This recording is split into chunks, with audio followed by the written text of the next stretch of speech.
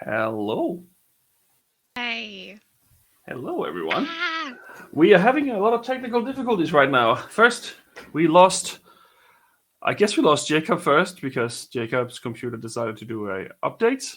Then we lost Daniel because the internet decided to have a heart attack. Then we lost Shirok because his internet and computer decided to have a heart attack. So far, we have been playing, what is it called? Twister with our members. So far, only me and Laura are stable, and that's nothing to do with our mental state. So, for now, we are just going to hang out with the chat and talk a little bit and try not to sound like complete idiots while we're wasting as much time as we can while everyone else fixes this shit. So, how is everyone doing? Bye, Daniel. I can hear you guys constantly. Okay. Okay. That's good. You can hear us constantly. We can't see you anymore. Oh, good. But you can hear me? I can see him. He's not on the stream. Okay. No, he's not on the stream anymore. No. That's okay. I don't need to be on the stream to be heard. I love this. I think half of what you said came through there. I don't know. Anyway, how is everyone else doing in the chat? Hi, Doc. Oh boy, this is a nightmare sometimes. Thanks for coming. Can you see that? Oh yes, we can. Yes. Yeah. I'll put a little This bit is what's happening at the moment. This is great. Yes. Thank you very much. So if you have more dice than Telstra issues, you come to the right. It's Technically Optus. Optus. Telstra's fine. It's Not Optus. Telstra. Optus. Oh yeah. So yeah. Shaking bubblegum. headache. Oh, is it a Headache. migraine or just a headache? I have a lot of migraines Ah. myself, and they Back to tend my- to fuck go back me to my up camera. really hard. There we go.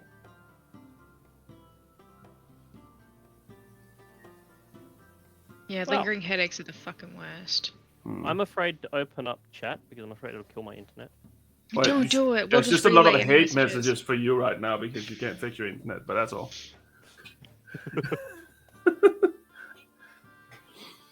Data hack and all Tom's secrets were released on the dark web. Well, I mean, where do you think I got them from in the first place? I love those things where it's like, give us $20,000 or we'll release your your data to your friends and family or whatever. I'm like, all of my photos are just like pictures of me, pictures of me unplugging things. Like, yes, I've unplugged this. Yes, this candle has been blown out. Yes, this is where my car is. And all my search history is just like the weirdest shit, like how to pull out an ingrown toenail without hurting. I think if they hacked like my phone and stuff like that, literally it would just be pictures of my dog and random images of videos that I have snapshotted so I could remember them for later. It has no meaning to anyone other than me. Oh yeah, So they would get a go lot of for it. photos of my cats. Yeah. Whenever I see my cats, I'm always like, I must take a photo of this to memorial in case I forget what cats look like. I'm so excited whenever I see them. Evening, Nappa. Hey, Nappa. We're having some technical difficulties, as usual. This time it's worse. We have lost 3 out of 2, and then we got 1 back, so in 2 seconds we're going to lose Daniel, and then Shirok is going to come back. So far we haven't done much yet, and I don't think Jacob's even been able to turn his computer on yet. Classic Monday. It's Yeah. Monday. It's Monday. It's a big one today, for sure. Very interesting. Very, very interesting. This is currently our status. Yeah, that's how We I just feel wanted like to not professional have streamer. the starting soon screen run for like half an hour. Like we thought we'd just jump on and be like, we are here. We have not forgotten. Yeah, no, we we are were just sitting there talking anyway. They do bubblegum. They have like Monday. They're like, we don't want to work today. No, Definitely. thank you. I think one of the things that happens when you stream is you have so many different programs running. So many different things that can fuck something else up, and then it just becomes like a, what do you call it? Like a landslide of things. So get out of the chat, Naruto. No. You're going to kill your internet. Don't fuck your internet. No, I'm on a 25 different kilobyte. internet. So I'm on my Telstra internet, which is stable for the stream, and my Optus internet, which is intermittent for the chat. Okay. Hopefully. So we all good here. Very professional. If there's any sponsors out there, we would just like internet, that's all. Yeah, could you Please sponsor sponsor our us. internet? Sponsor Like, our give us all internet. fiber to our Telstra! houses, please? Sponsor us, Telstra. Shirok's back. No, we're back. We're back to 4 out of Huzzah. 5, guys. It's We're like, back. And you're on screen Shirok. now. we're on And then- screen. What Huzzah! is your internet with Optus? No. I'm with Telstra. Ah, so that was But I've there been goes my having theory. I've been having issues all week with ours is an NBN issue in our area. Yeah. Yep. Well, I must say that I can see everyone's internet connection, and so far, Daniel, you're the one with the reverse Uno card of all of us here. You're the only one in Right, yellow, maybe everyone is in I green. But I mean, I guess Jacob I'm doesn't wondering count. if I should plug my other internet in because it seems to be a lot more stable now. It's loading things. I've tried to set mine up now so that hopefully if it does drop out, it'll auto switch to my hotspot. I've got my phone set up for that. Hopefully that'll work. Well, Telstra we'll always see what tells me happens. that it'll do that for me, and then it never does. Like whenever internet goes out, it's like, but I'm Yeah. not going to switch, so suffer. Yep. That's why I bought this fucking modem, so that it automatically switched. This is the Yep. the 5 days before you switch from them to someone else. They're gonna do all of the things they said they were gonna do right before at Yep. once. So I they're just mean- gonna swap it all. It's not even raining here, Doc.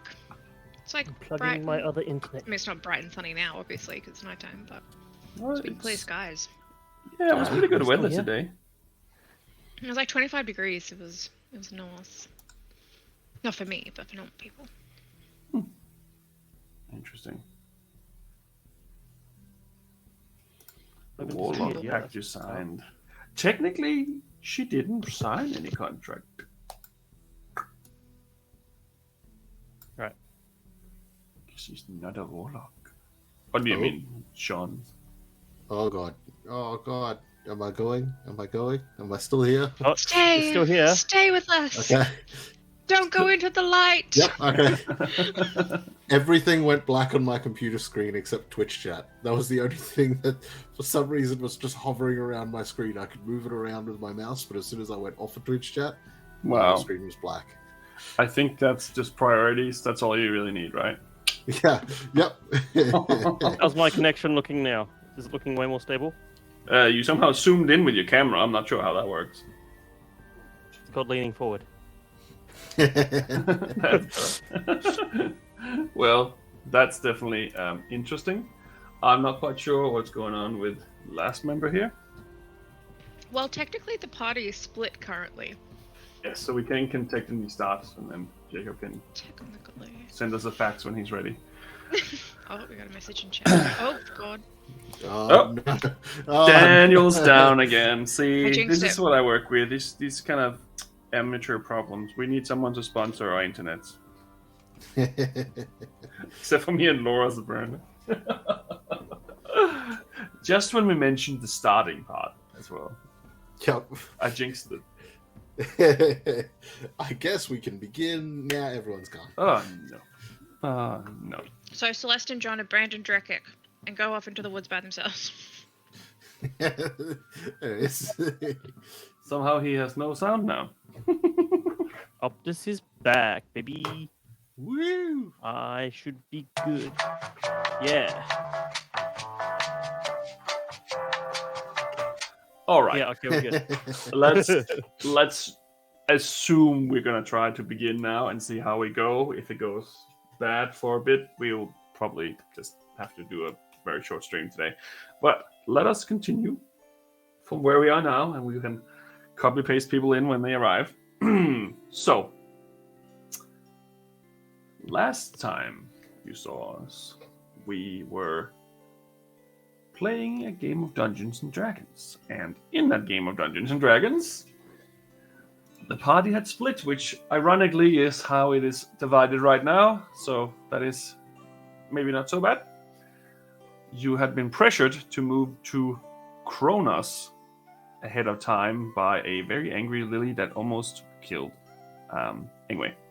So because of that, you decided to move towards Kronos, and Ingwe poked the bear a little bit more to the point where he had to fly away as a giant bird, and he landed at Kronos first, where he discovered several different things, none of which these individuals know. So I will proceed with you guys from now. So after he left you, I'm going to assume that you probably would have had a long rest. So if any of you need a long rest, you can have a long rest, and we can take it from there. Press that button. You can press I'm the just gonna button. run yes. everything on my other computer and not touch this computer. All right. And Right, long rest taken. long rest. Yeah. Indeed. Are you playing the intro tonight, Tom, or just jumping straight in? I think we're jumping straight in because we lost a bit of time. I think the intro was us going, hey. The intro was the technical Oh my god! Ingrid's bit. here. Oh wow! There we go. A quite temporary solution. I've logged in on my laptop. However, my dog has eaten my laptop cord, so Oh. Uh-oh. I have That's not 67% battery remaining. Right. That's not on their dietary. That's not on the dog food pyramid, is it? Yeah. It definitely is. Anyway, so It's, you had toys. It's a toy. so you had all decided to move towards Kronos, and like I said, you had a long rest. So, if we start with you three, so you wake up in the next morning after a short rest, and you still have another 2 days of travel to go. What would you like to do?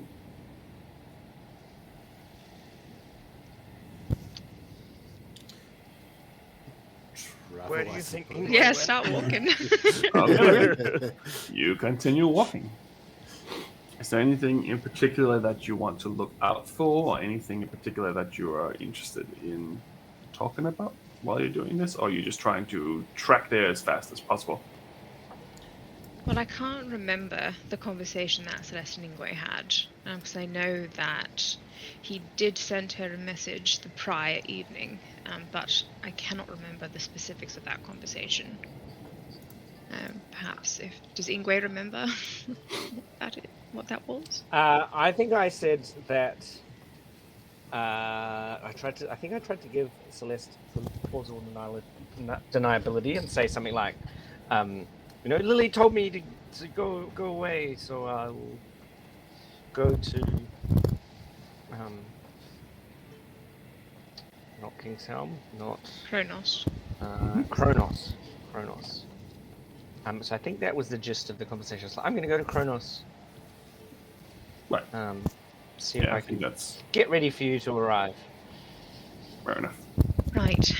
And where we are currently, am I able to just look on our map quickly so I can kind of get an idea of where we currently are on the path to Kronos? Right, so if you look on the path towards Kronos, you are at Blightwood, which is almost near Tor, which is in the north left side of the region. And you would probably, during this long rest, have arrived pretty much in between Belmar and Wildworth, which is two of those cities that doesn't have a name for you, but it is pretty much in the middle between Tor and where you can see the water starting. Right, so where that kind of stone. So if you look at Mount Valor, kind of up and to the left of Mount Valor. Yeah, up and a little bit to the left. And the map that you're looking at now, is that the updated map or is that the previous map before The the updated map. explosion? Okay, so if you can see that there's a city there between the water as well. It's Yes, pretty between much them. around that area there. You're a little bit further ahead from there. I'm sure that you probably would have done that. You can see that it's getting colder. It's a little bit more snowy than it usually was, and you can see that it's time to put on the warm clothes now before it starts getting worse. And yeah. I can see to get to Kronos, we have to cross what looks like a river. Is there a bridge in this area, or should we try and make our way around kind of the top to get to that bridge on the right-hand side? So that's an interesting point. You don't know, because that river that you can see there didn't used to be there. Oh, It has diverted from after the magma melted and created a, how should I say, river of rock in the path, and there's no longer a passage that you can see, at least underneath the mountain. So that has also changed. So you don't know there's any bridge there because there didn't used to be water there. right. Okay. Right, I see. Looking at the comparison between the two maps, my character wouldn't see. But there is an I was option just going to that- say, does my character notice anything different from when we went that way? So, Yeah, you would have all seen that this has happened, and it looks new, and you can see that the snow is like steaming because this lava is still kind of pouring into the water here and there. There's an option that you can go around the base of the mountain and onto the other side where the bridge is, or find some sort of way to get across this newly formed river. All right, so I suppose in the morning we will get ourselves up and ready, and then begin walking. So kind of walking towards where we would think we'll be going. So kind of northeast, I suppose, kind of on that northeast. Yeah. That direction. No worries. Aye. You can definitely do that. There's nothing stopping you from doing so. You can feel the cold wind, but other than that, there doesn't seem to be anything out of the ordinary. And you continue to walk throughout the day. And eventually, you do realize that if you're going to cross this river that's now there, you have to find some way across it. It looks like it's probably 120 to 150 feet wide. And in some areas, you can see the steam rising from the lava. Other places, it looks like it's just the ocean water going back into the ocean now. Does it look like it's a rather strong current? It is, because the river inlet that was originally going down is now going back out. And it was a bigger river, like the river normally going through the mountain is a lot bigger than 150 feet. It's like for ships and stuff. So it is quite strong current. You could potentially swim across it, but you would probably almost go in a diagonal direction the whole time. Well, this is a new addition to the landscape. Definitely a change. Can we tell roughly how far across it is? About 120, 150 feet. Okay. I'm not seeing any easy way across here. Might just have to swim it across. First person takes the rope. If we can tie a couple together and create a sort of line which we can use to pull ourselves across. However, we'll probably lose the rope unless the last person wants to untie the other end and pull themselves upstream with it. That'll be a bit of a rough I might task. be able to get us halfway, but it wouldn't be a temporary solution. Oh? I don't know about the sound of that. Well, my breath makes things cold, but judging by how fast the current is going, it might not last very long. Also, the water's rather heated as well, coming down from the mountain. I wonder if... So it might be a case of breathing and running.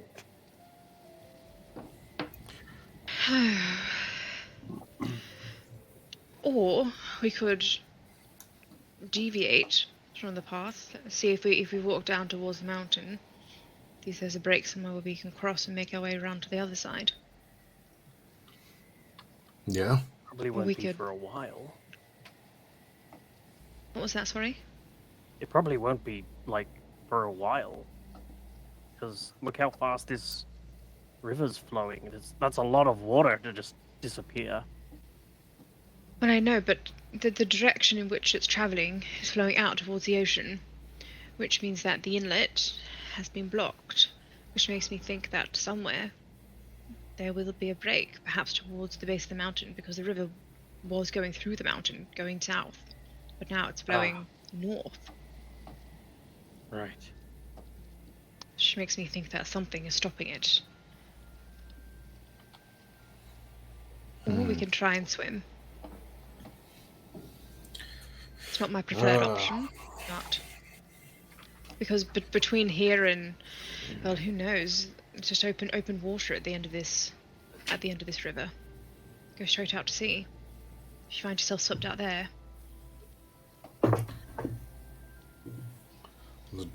tough one because if we walk up and we find nothing, we'll have to swim, and who knows, the waters might be more rough there. And at the same time, if we potentially walked in the opposite direction, exact same situation.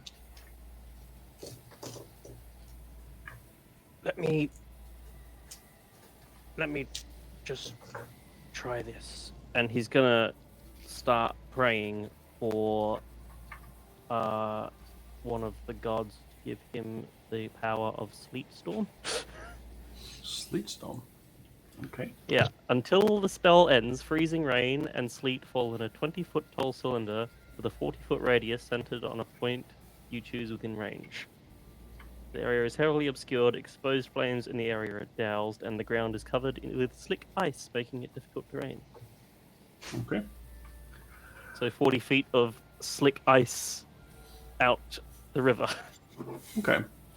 Try to make a Arcana check. Arcana. Arcana.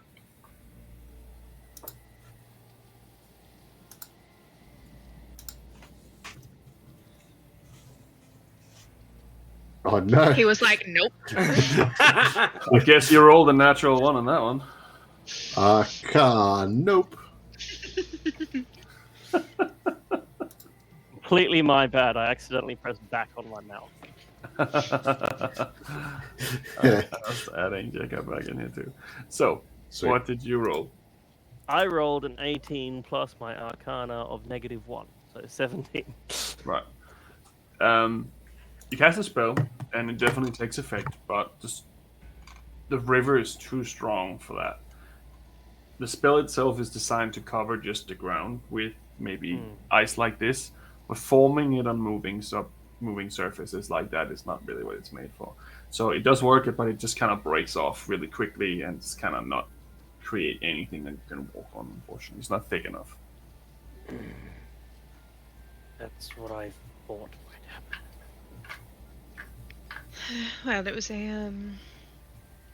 a smart thought. I like the idea. Drekit, do you even know how to swim? Yes. I think.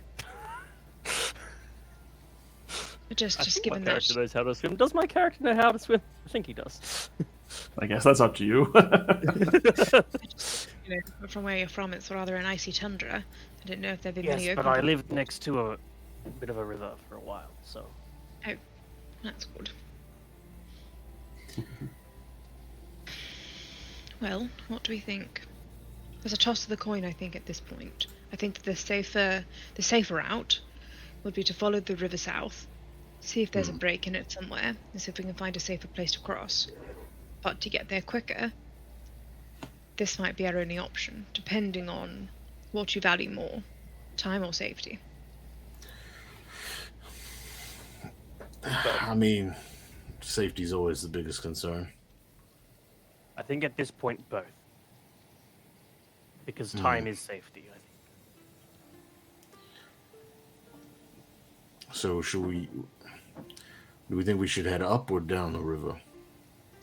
I think down. Yeah. If we travel down south, because of the way the water's rushing, it's rushing in the opposite direction. So it's completely changed course.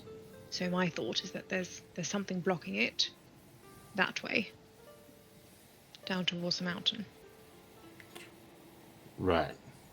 Wouldn't it likely be the mountain itself that's blocked it, if that's the case? Potentially. I Couldn't we don't travel know. away from the mountain? I feel like the mountain is a very dangerous place to go right now. I feel like we should go away from the mountain.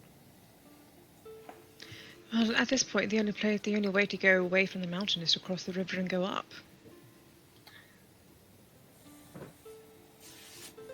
Huh. Who'd have I'll thought be a honest simple with you. river? I'm a fairly confident swimmer, but this current, I'm not so sure that I won't just be carried out. I don't know if I have the endurance to fight against it. The water is also kind of freezing in some parts because it is getting winter.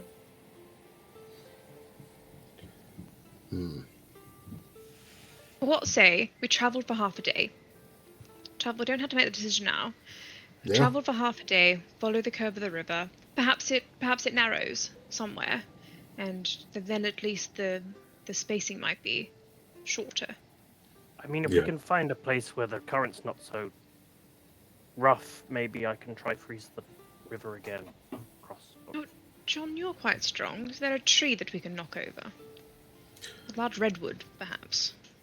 I mean, I'm sure we could find something potentially knocking down. Be a question mostly of the weight of this thing and how close to the edge we could find one. But Yeah, I don't see why not. it'd have to be like 100 feet tall, wouldn't it? 150, I'd imagine, roughly. There's a forest up to the north as well, I think. Go there, chop down a tree, lug it back. The lugging part will be tough, but I mean, yeah, if this runs through the forest, I mean, if it's being diverted in a manner where it'll cut through the woods, then we'll very likely find trees close enough by that if we cut down, I'm sure they'll fall the distance. Do you think Lily could get us across? Oh no, Lily's pretty don't, strong. Drakik, don't even tempt it. Basically what she said. My thoughts. Alright, enough. so I think now we've got another decision to make. We're going north or south? Towards the mountain or towards the forest? At this moment, I think a forest will be safer than a recently active volcano. Okay, well, north it is then. Right. All right. As we're walking, I'm going to go right on the edge of where that water is. So maybe like 5 feet from the edge of the water, just to keep an eye on it. And I'm also keeping my eye out as we're walking for any like narrowing of the banks, where it would make a shorter space to cross, really. It's not as big as the original inlet, obviously, and you can see that in the water it's very muddy and kind of filthy at the moment, but every now and then there is a little area where there's a little bit of clear water and you can kind of see the ground's just been pushed away. Like it's just full of rocks and debris that's just kind of covered, but it is like it's probably maybe around 10 feet deep at this point, but if it's going to continue, it's going to erode a lot of the landscape around it eventually over time, and then it might become as big as a river as it is on the other side. But for now, at least, it's not deep; it's just wide. It doesn't seem to be smaller in any of the paths while you're walking next to it. It seems more like it's continuing kind of strain on the environment in the same sense. So it's a constant flow. Yeah, pretty much. Alright, so we'll continue for however long it takes, I think, to make our way up to the forest. Okay. So it would take you the better part of the rest of the day to make it to the forest. And the forest itself looks pretty much like it used to. It looks like a normal forest with lots of tall pine trees and bushes and such. It's a pretty open one. It's a place where Sean might have heard something about them hunting for deer and stuff like that previously, but it's not a dangerous forest in the sense it's very open. It's not like some monster could just like hide in between the trees. It's actually quite beautiful because it's right next to the water as well. There is a part of this forest that's completely been demolished, and there's a whole bunch of trees that are just kind of like laying left and right, sticking out of the water in random directions where this water is. But it also potentially creates an opportunity to crawl between these fallen and broken trees to potentially get to the other side. And how close are we at this point to the coast? You would be at the coast at this point. Are there any that look like they've collapsed over and are almost like hanging over the river? Yes, like there's Like some that are in the diving. river sticking out, and some are that are collapsed in front of the river, sticking onto the river. Yeah. So there's a lot of like it's very jig-jaggy. So it's still just as flowing just as fast as it was. Yes, it's still going just as fast. This is the ocean pushing up against everything else. Yeah, there would be. I would imagine there would be quite a strong rip here for the ocean water trying to get into the copes, and Yep. then the other water trying to get out. If you get sucked into Are we that, like- you're dead. Are we like on the beach now? I wouldn't quite call it a episode. beach, but it's I'm a more new of those beach types of. It's more like a Danish beach. I'll tell you what a Danish beach is. So this is more just like there's rocks everywhere. You Yeah. can't just walk into the fucking water because there is just going to be jagged rocks for like at least 5 feet into the water. You're from South Australia. You know what this is. Yeah. And that's it's more like a cliff base, and then there's some spots where you can go into the ocean, but it's not going to be a pleasant journey. It's more like you do that because you need a shower or something like that. You can do it, but it's in no way a pleasant, warm Australian beach. Okay. Oh, we're not in Bali? Alright. Nope. Not abandoning. No, I mean what? Are there any of the trees that are sort of like tilting or branching over the river that look like they are tall enough to make it all the way or most of the way across? No, but there's a few of them that are sticking into each other's periphery, if you could say it like that. So you potentially could go from one tree to another and such. Okay. But you would probably have to traverse at least 2 or 3, probably 3 trees to get from one to the other, and it will be an interesting challenge. If, because I've got a train of thought here, so I'm just going to basically explain exactly what I'm thinking. So I'm thinking along the lines of if there is a tree that is toppled over up the river before some of the ones that are collapsing in the river at the moment, if Jean was to cut it down and knock it into the water and it rolled down, would it look like it would thicken up that section in the hopes that it doesn't smash it and knock it away? Potentially. It's a little hard to see because it is all majorly underwater. You can't see how stable things are before you start kind of like pulling them and touching them. But if you were to do something like that, you could potentially use the trees in the water as kind of like holding on to and walking on the one that you would have done that with. So that is If potentially only, an option. if only Ingwe was here, he could turn us all into beavers and we could make a dam. He could have flown you across. I've got my Just turn notes into a saying bird. the party Fly struggles to cross the river. Would have been easy if the druid was still there. Yep. Yeah. Yeah, the one who's really good at like manipulating nature. Yeah. Yep. Should we just use some of these trees to make a boat or something? Oh, well, we could. It's not a bad idea. My only problem is then steering it across. If we can't swim, I feel as though 120 feet. Yeah. If we make some sort of sail, maybe sort of out of our clothing or something, then I could just breathe really hard into it and push us across. I like that you're coming up with ideas, Drakek. I do appreciate that. Yes. The other thing as Because well is that's how sails work. Yes, you just need the wind. Yeah. it's something like that. The other side of it is also we were talking about time being somewhat of a commodity, and to shave a boat from a tree might take some time.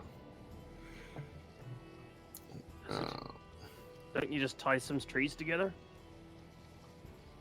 Oh, more like a raft type thing? Yeah, Well, how are we but going to tie them? I mean, it could kind of work. We're gonna need a lot of rope for that.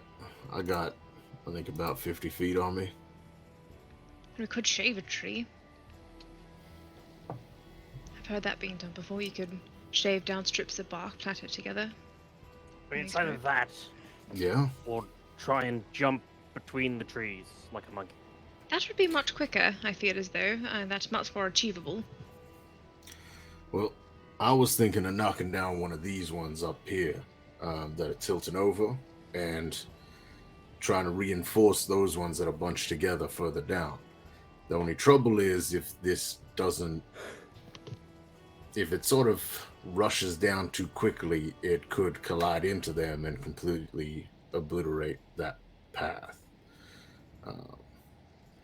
So, because of that risk, I'm thinking we just simply cross those that are sort of stacked together. We do our best with balance, or we stand on the inside and if the current pulls us under and we get caught in a tree, that would be bad. So I guess across the top of the trees. Can I look out to the other side of the river and see if I can find something that I would be able to affix a rope to? On the other side of the river. Yes, so on the opposite side of the bank to where we're standing. Oh, make a perception check. I like That's it's been so natural long one of the since I've played day. this character. Oh, don't talk to me about natural ones. I'm traumatized. Perception +4. What's that? Oh, not great. That is a 13. I mean, there's some stumps and some tree roots and stuff potentially, but you don't know how strong they are. If anyone was concerned about their balance, I could try and make my way across. I mean, if our previous encounter with balance is anything to go by, I'm a little concerned, I won't lie.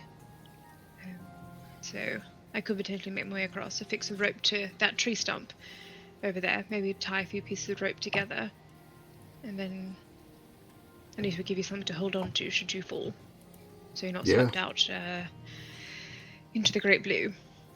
Well, I was thinking of using hand axes on the other side and just using those to pull myself across. Well, there is some jumping happy. involved. I think out of the three of us, Celeste is probably the most experienced with this sort of jumping across things up high. And then I think you're just not weighed down as much with the heavy armor and things. But I think John should go next, because I think every time I've seen John try and attempt this sort of maneuver on rock. That's why I'm thinking I avoid the balance side of things and just drag myself I'll be across the behind surface you and watching you in case anything happens, and then I can at least try it. Well, that's why I want to go and get the rope, and then at least I can toss it across. So then at least if you do fall, then you've got something at least to hold on to so you're not swept out. All right. Do we have What's the enough time rope? approximately? You want my rope? I have What's the rope. time approximately? Now it would be roughly around evening, so it's probably around 8 o'clock now. It's kind of dark now. Yeah, should we wait until the sun is higher in the sky tomorrow morning? I would say that you do have a bit of lighting because the moons are very bright at this specific day. So there is a lot of backlight from the water as well that can give you a little bit of visuals if you wanted to. But that's up to you. But I am also just concerned that if we do get into the water, it's going to be absolutely freezing, and I'd rather not be swimming around in 20 feet of water or cast out to sea at night. So funny you bring up that concern. For that exact reason, I think we should do it tonight. Because I think we're already getting into the colder months, and I think the water's going to be cold regardless. And if we can get across tonight, at least we can potentially put our clothes out to dry by the fire overnight, and then continue with dry clothes in the morning. But if we cross in the morning, we'll either be traveling in cold, wet clothes for the day, or have to stop for some time while we wait for it to dry. Are you sure you're going to be able to see your footing in the darkness, though? Nope. You have dark vision. Yep. Not used to it, though. That's it. Yep, it's depth Just a perception, reminder. I think, is what you've got to be careful with. I cast light on my shield. Yep, I'm good. There you go. And I'm just going to be using these, pull out the axes, and basically drag myself across. So John, you have that thing I gave you. the thing you gave me? The ring thing. The ring thing? Right, ring. yeah. The brass band. Which isn't wrong.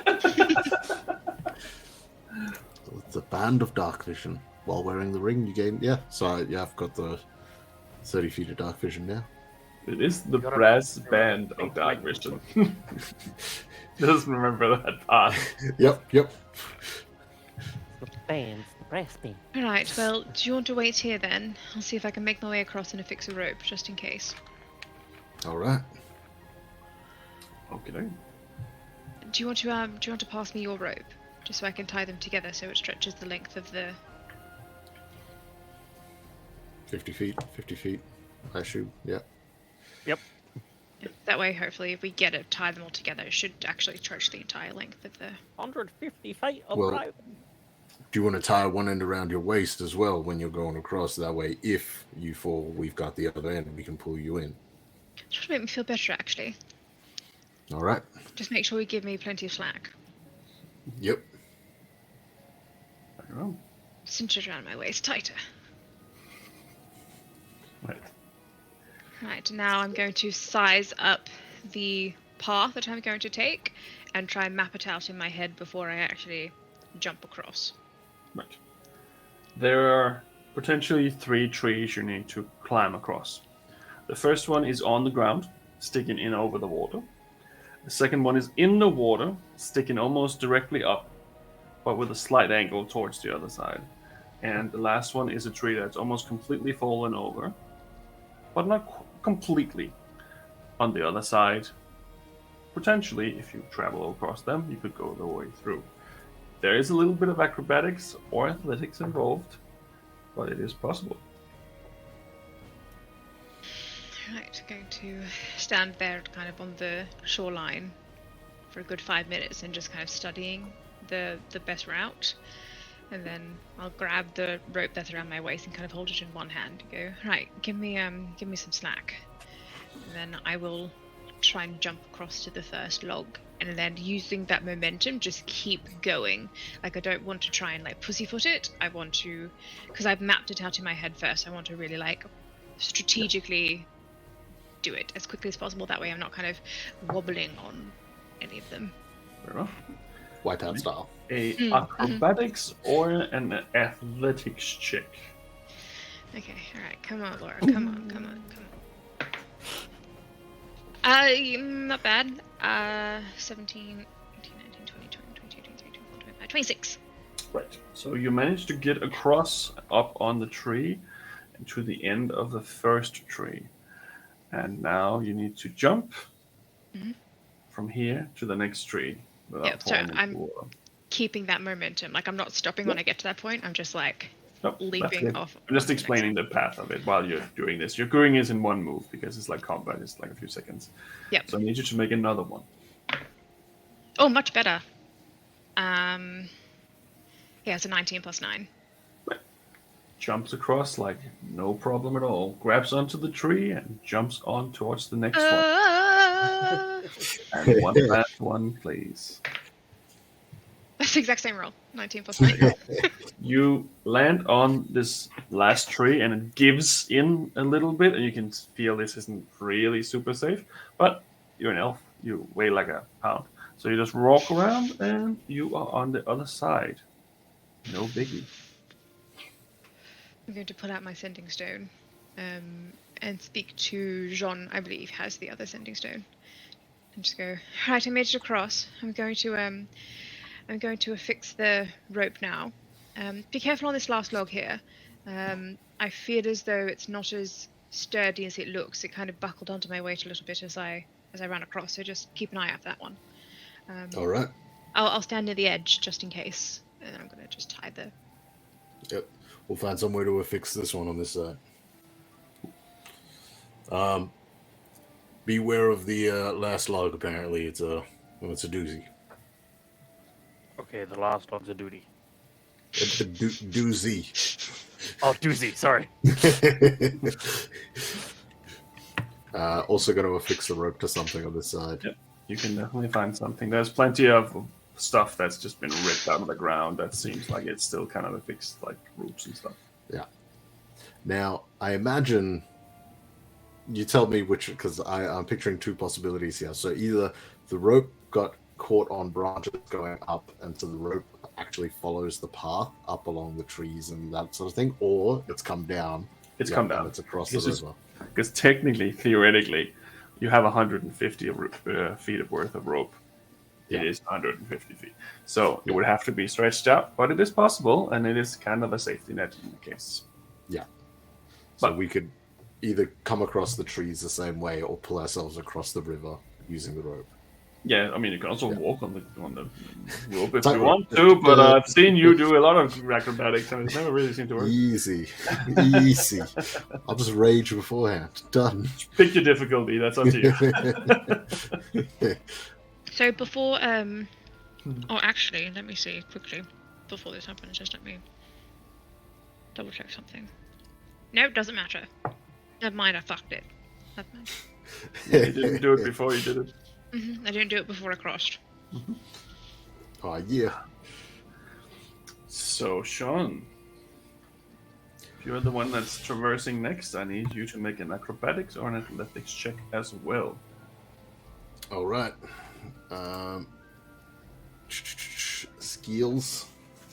Don't even have me dice open. I've got the box next to me, but not open. I'll be right He behind has to you. look it up is the dangerous part, because this means that he hasn't done this a lot. Okay. Should I follow closely behind you, Jean, in case if anything happens? Or should I wait I till you cross? mean, I've swum rivers before. I'm pretty confident in this one. His final All right. words. I'll wait because of. I don't know if the trees can hold both of us. So, how far out is the second tree? So the first tree to the second tree would be about maybe a jump about between 5 and 15 feet. Depends a little bit on the angle that you're going in for. Okay. Jean is both axes out. Going to sprint if he needs to run up the tree, whatever he can do, and he's going to try to jump and lock the axes into the other tree. Okay, go for it. Athletics or acrobatics? That's up to you. Alrighty. Here we go.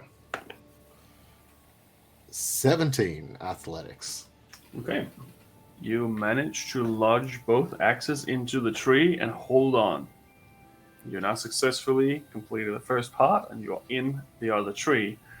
And from here on, you need to climb up this tree and then jump at the last part. So I need you to make one more and then the last one afterwards. Here we go. Gonna use the axes to. Yep.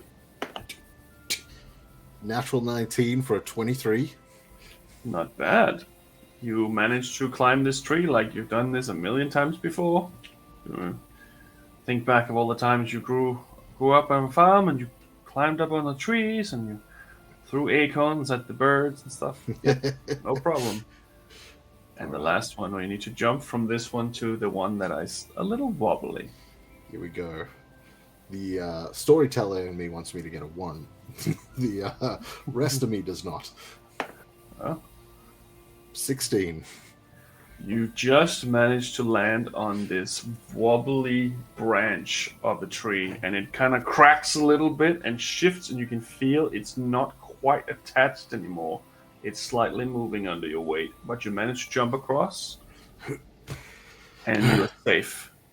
However, as I've done so far, the difficulty of the last tree keeps increasing. How far away, if someone were to land on the last tree, how far away from me is that? That would be 20 feet. Right. When Drekik gets within that 20 feet, I'm going to shout out a motivational, "You got this!" And give him a bardic inspiration for that last check. Okay. Just as a note. Great. If I get I that. believe. Drekking them out here. And just checking, what are you wearing for armor right now? Me? Ah. Nah. Just I'm naked. What are you talking?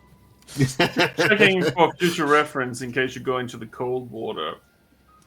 Future. Oh, half plate armor. Just Lovely. checking. That's okay. It's Carry on. no particular reason. Okay. Alright, Drakik's like, okay. Right. If I can do this, you can do this.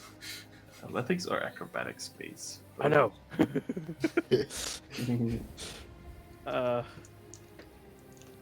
Oh gosh, acrobatics or what? Athletics, whichever one you want.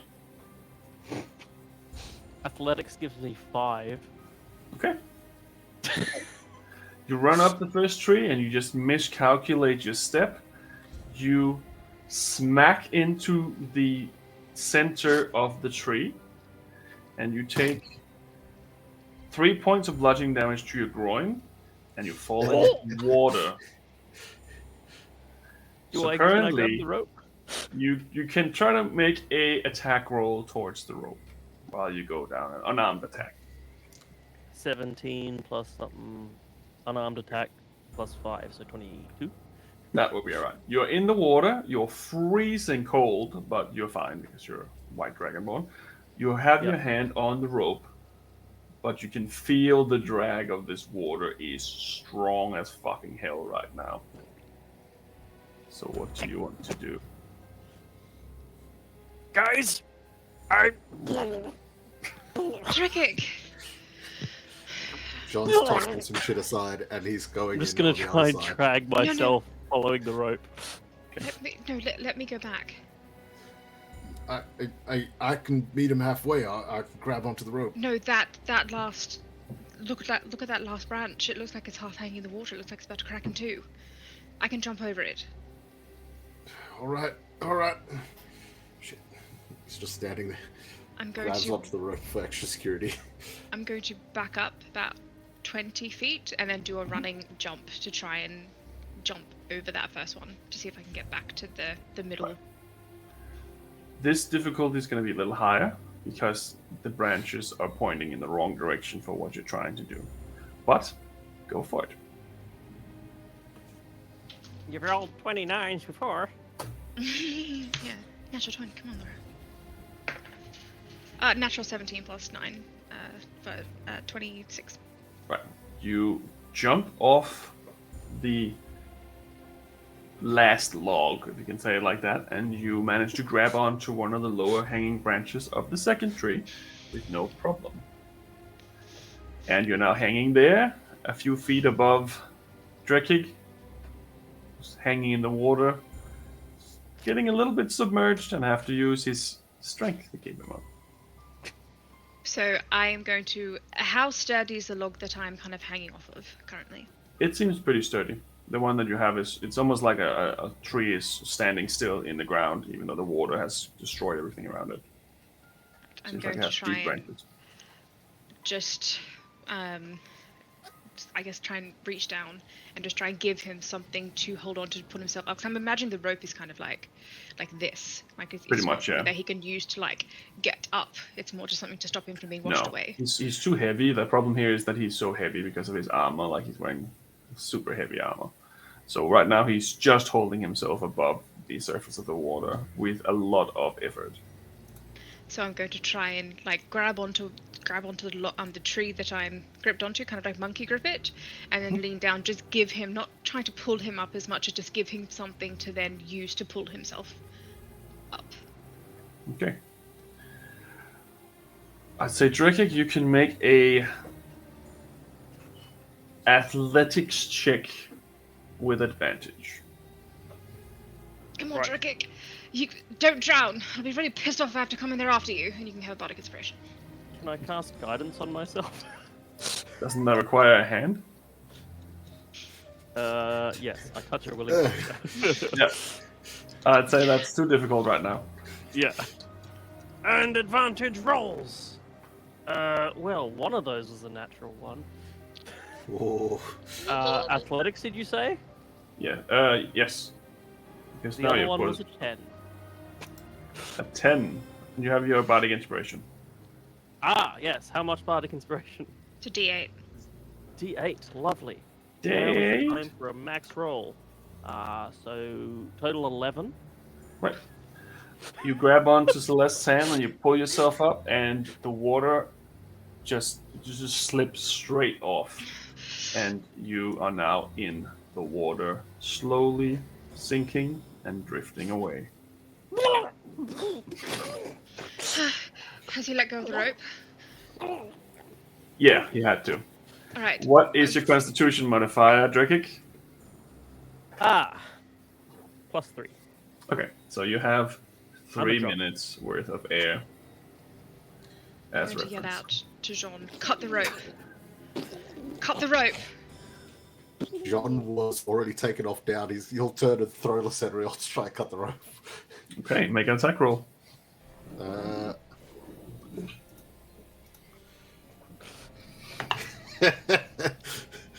That is a 17.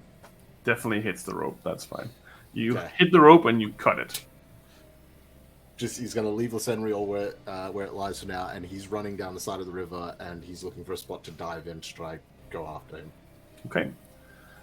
You can definitely find a spot. You can't see him. Oh, wait, you can't see him because he cast light on himself, didn't he? Oh, what? Yep. He cast light on. I'm a glowing bulb Shield. in the water. So you can see the shield in the water, so there's no problem finding him. And you can definitely jump into the water. And I'm going to do my best to try swim out to him, grab him, and try help lift that Okay. weight. So Celeste is Do like doing that. kind of the opposite. So Right. where Jean cut the rope, just grab onto it and let herself go into the water and follow the current while holding onto the rope. So that way she can try and get him from the other side. So there's kind of Right. like a... Drinking, thank you, Space Guy! Ricky got inspiration from Space Guy. So, here's an interesting question. Sean, what armor are you wearing? I don't think any. Or if I am, it's something minimal. I think it was a chainmail. No, I used to have chest plate which I gave to Drekik when he was out of Oh. stuff, and I haven't got it back yet. Oh, But for the, pretty much. For the time being, I don't think I have any armor because I am was a lucky. barbarian. I'm using unarmored defense. Yeah, Yep, that was yeah, lucky. no armor. No problem.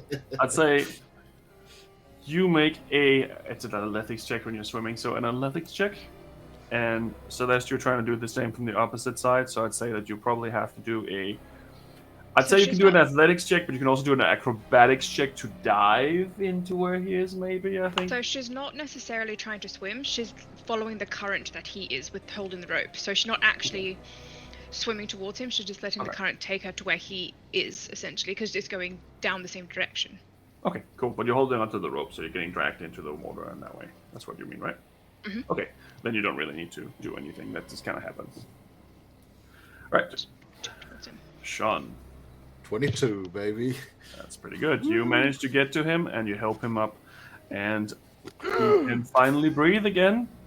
Poor white dragonborn. But you're both kind of getting dragged a little bit, and now you have to grab onto Celeste, not to fall into the sea. So I need you both to make a athletics or acrobatics again. I didn't think this was going to be that hard, but it was. It wasn't me that I was rolled doing the bad another rolls. 10. It was the 10. armor. It was the armor. Mm. Oh no, hang on, never mind. Fuck no! 13.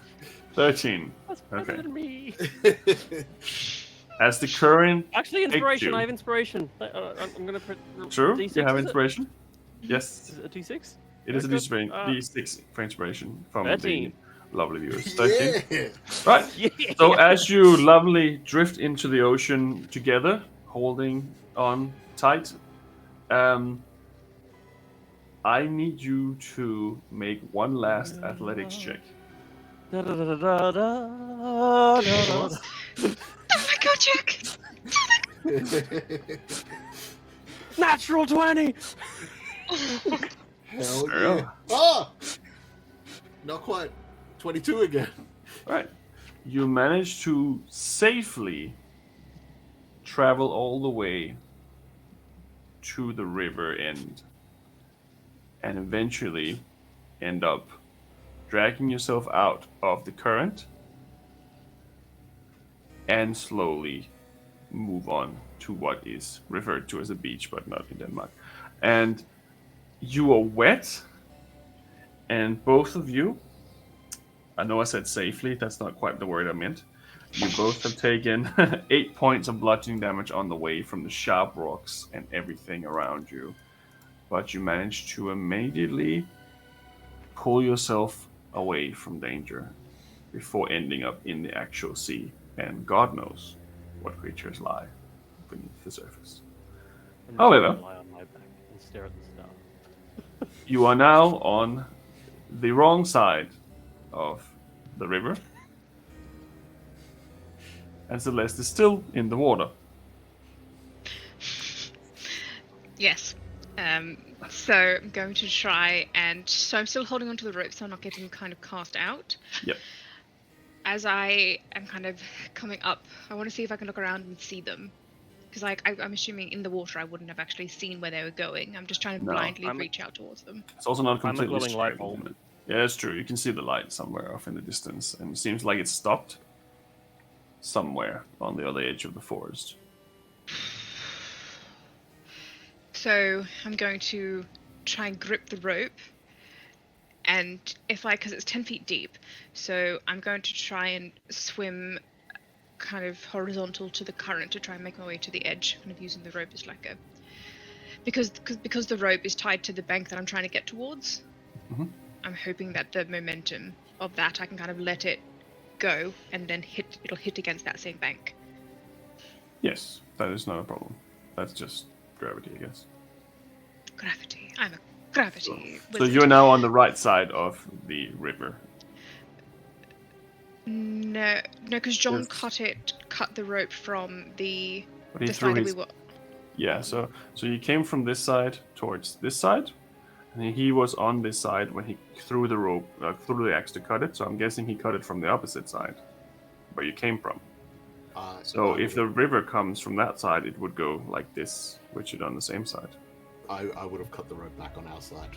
Okay, In the panic of then the moment, if yeah. that's the case, then yes, absolutely, that's completely fine. Then that's just the way that I thought you were doing Yeah. it when you were doing that. That's cool. No, that sounds like it actually would have been the smarter thing to do. That's what Celeste was hoping you would do as well, to cut off the It's not cyclone smart. because it would allow her to do like a sweep with the rope. Yeah. So yeah, she'll just wait until she kind of crashes into the bank and then climb her way up. Right. You are now also freezing. And So, alone in the darkness. After a moment, Shionel just threw the thing. Celeste, I'd stay pretty low to the ground. I'm about to call back Lysenrio. Right. Lysenrio! Flies back to your head. I follow it. So, do we wanna try that again? You know what? While it sounds like short version, what I'm getting at, yes, we're wet. We might as well. Otherwise, Yeah. again, we're going to be wandering in Yeah. cold clothes tomorrow. I should have done this before, but I'm just gonna touch you and cast guidance to show you what I'm talking about. Be like, "Yeah, maybe if I'd done that before, we may have stood a better chance. But Yeah, I don't know what that is, My but I right. feel. Oh. Yeah, my back's good now. Oh, it's gone. lasts, Oh, it's it gone. lasts for a minute. It lasts for a minute. Enjoy it. Oh, thank you. Well, so what would you two like to do on the wrong side of the river? Stand up and go back and try it again. Okay. So who's going first this time without the rope attached? Am I there? You would Yeah. be on the side. Yeah, so you were on the same side as them then, yes. So you're all three are on the wrong side. Eventually, you will meet up at the Hey Celeste, spot. how you doing? How are you? I see. Yeah, good. Well, I've got prestidigitation. I dry myself. Yeah, I was wondering why you weren't just doing that. I warm be myself honest. up. What am I doing? So I guess we try again. Should I try and make my way across first again? And then, I mean, the rope is not going to think- reach now. I think this time, before we cross, I'm gonna try and give us a bit of a strength boost. I'm Alright. also I should've concerned done about that Last time. that last log Looks as though it's hanging on for dear life at this point.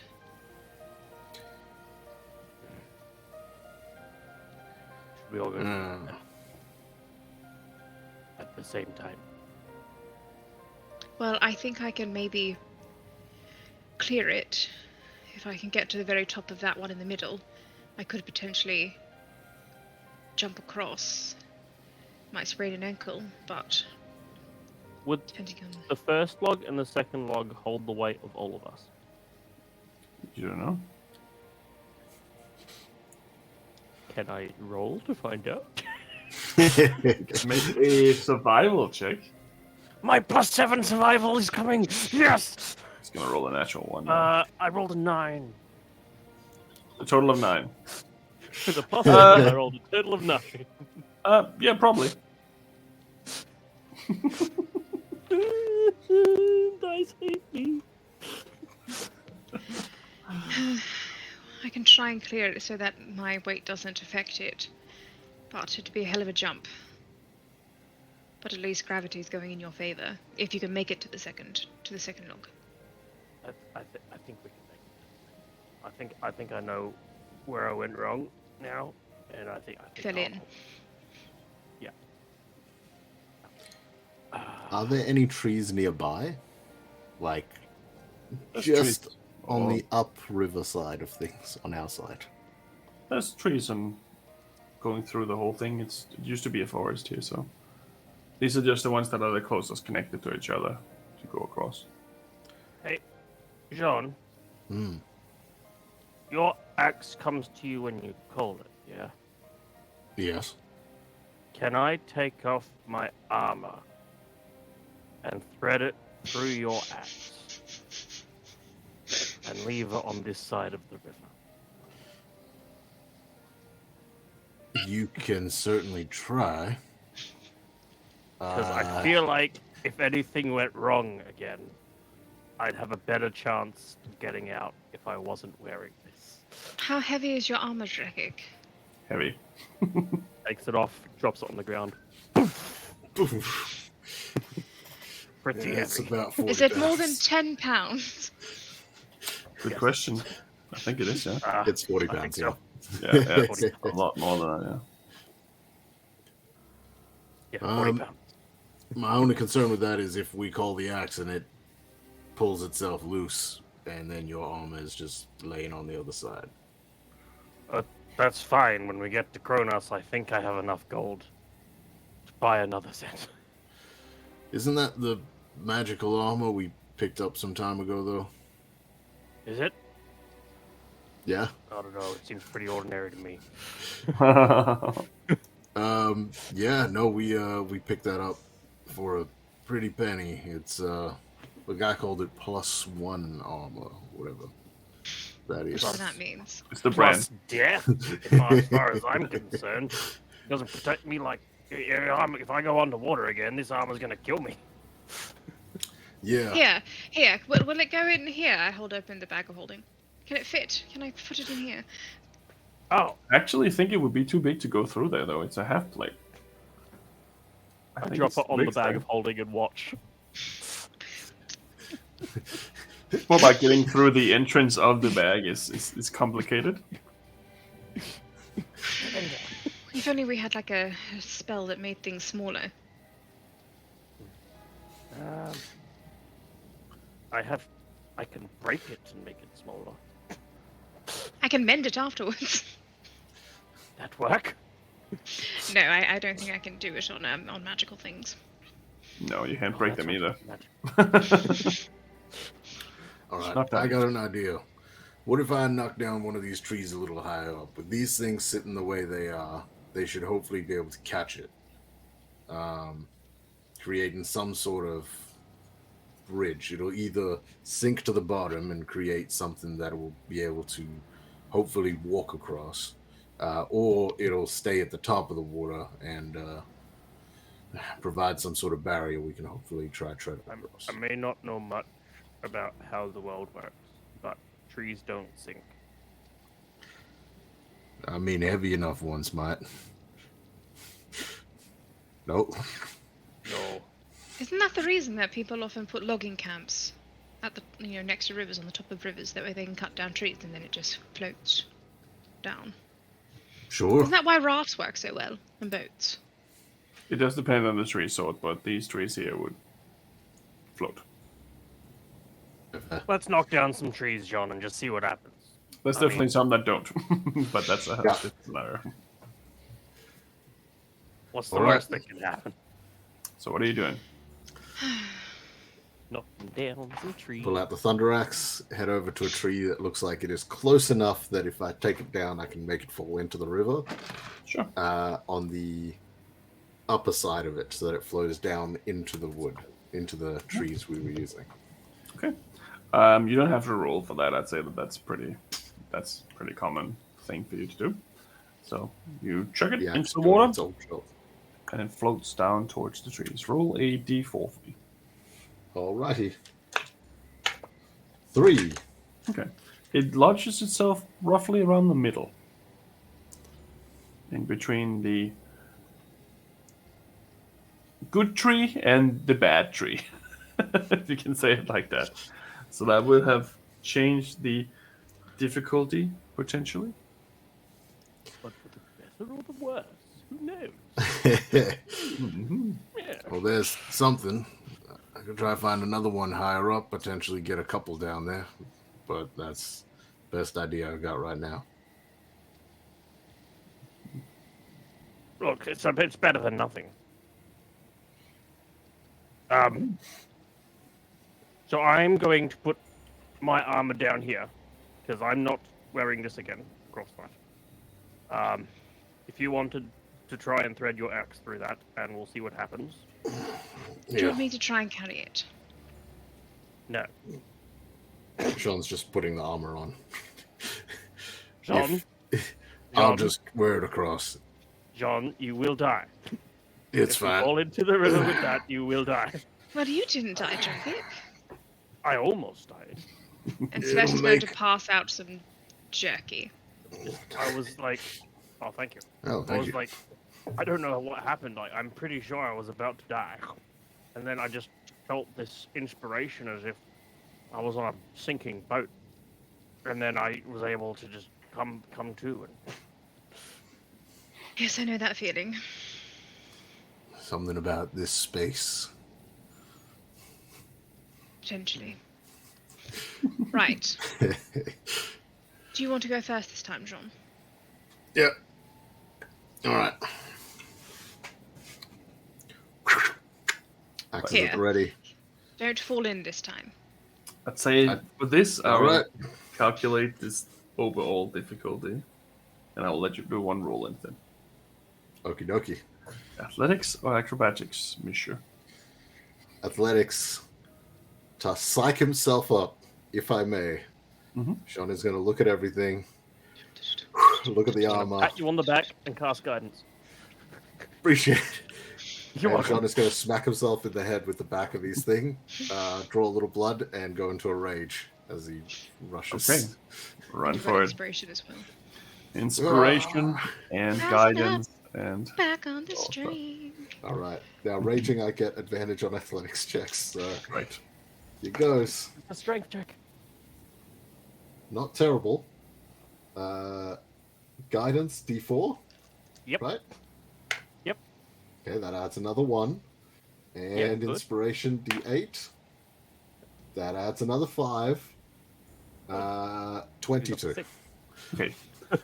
You manage to run up the first one, jump onto the second one, and then walk across the third one with a little bit of wobbliness, but not as bad as you expected. And you manage to go to the other side, and you're fine. I'm through. Who are you and what have you done with Jean? It was very graceful.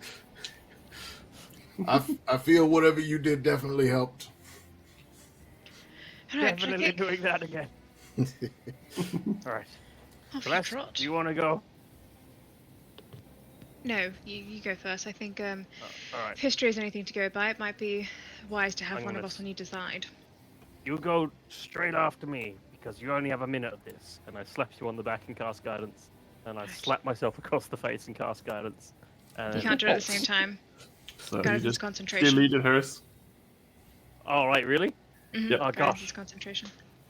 You can only do it on Slap yourself myself or across her. the face and use guidance and just be like, be fine. I like this idea that you don't even realize. It's just like, here's guidance. Yeah, Then. I All right, didn't, let's I didn't go. notice. I cast it on her and cast it on me, and as soon as I cast it on me, it leaves you, and I just go. I feel like this is the most difficult task I've ever had to do. It's a placebo effect. Guidance. It's like, yes, I feel it. Good. 15. Athletics.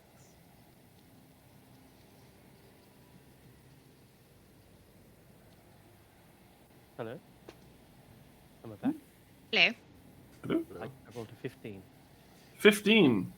So as you plunge into the water, you are starting to once again get dragged towards the ocean. I need you to make a athletics or acrobatics check. The rope is still in the water, by the way. It is. Okay, that one is, oh gosh, now 19. Okay. You take 11 points of bludgeoning damage as Actually, no, it's your 21, knees get because I had absolutely fucked on these rocks. But you manage to pull yourself close enough to grab onto the rope and pull yourself up on the correct side this time. Wait, the rope's on the How wrong much side. Yeah, the You're rope's on the wrong side again, sorry.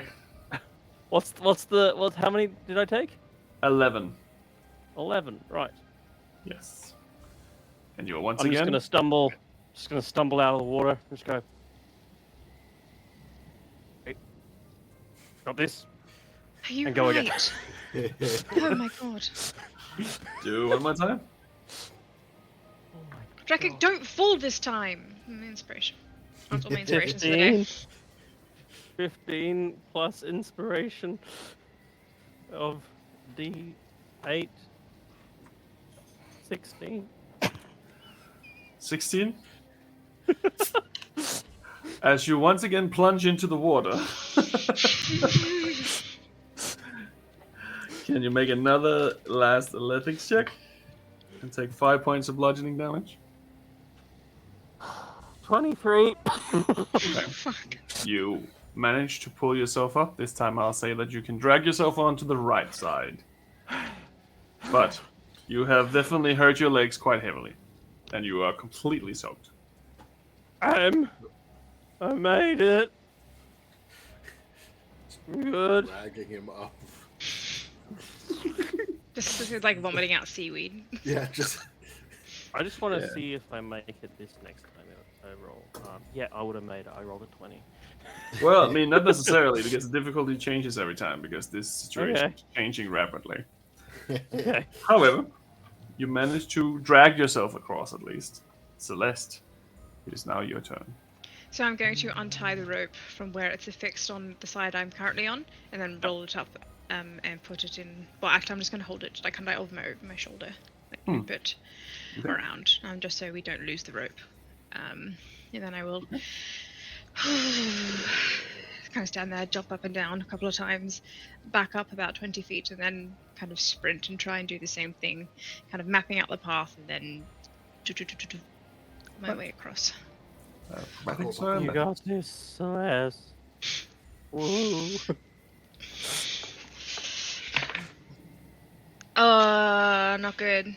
There's a natural 5. So 14. You go straight into the side of the river and into the water. You take 5 points of bludgeoning damage as you are beaten and cut by stones. And I need you to make an acrobatics, actually this needs to be an athletics check because you have to use your strength. There's no rope. Swimming. What? There's No, no rope. because that's not because of that. It's because acrobatics is more like you doing dexterity thing, but this is more like you pulling yourself, and swimming is technically a strength thing. So, athletics, please.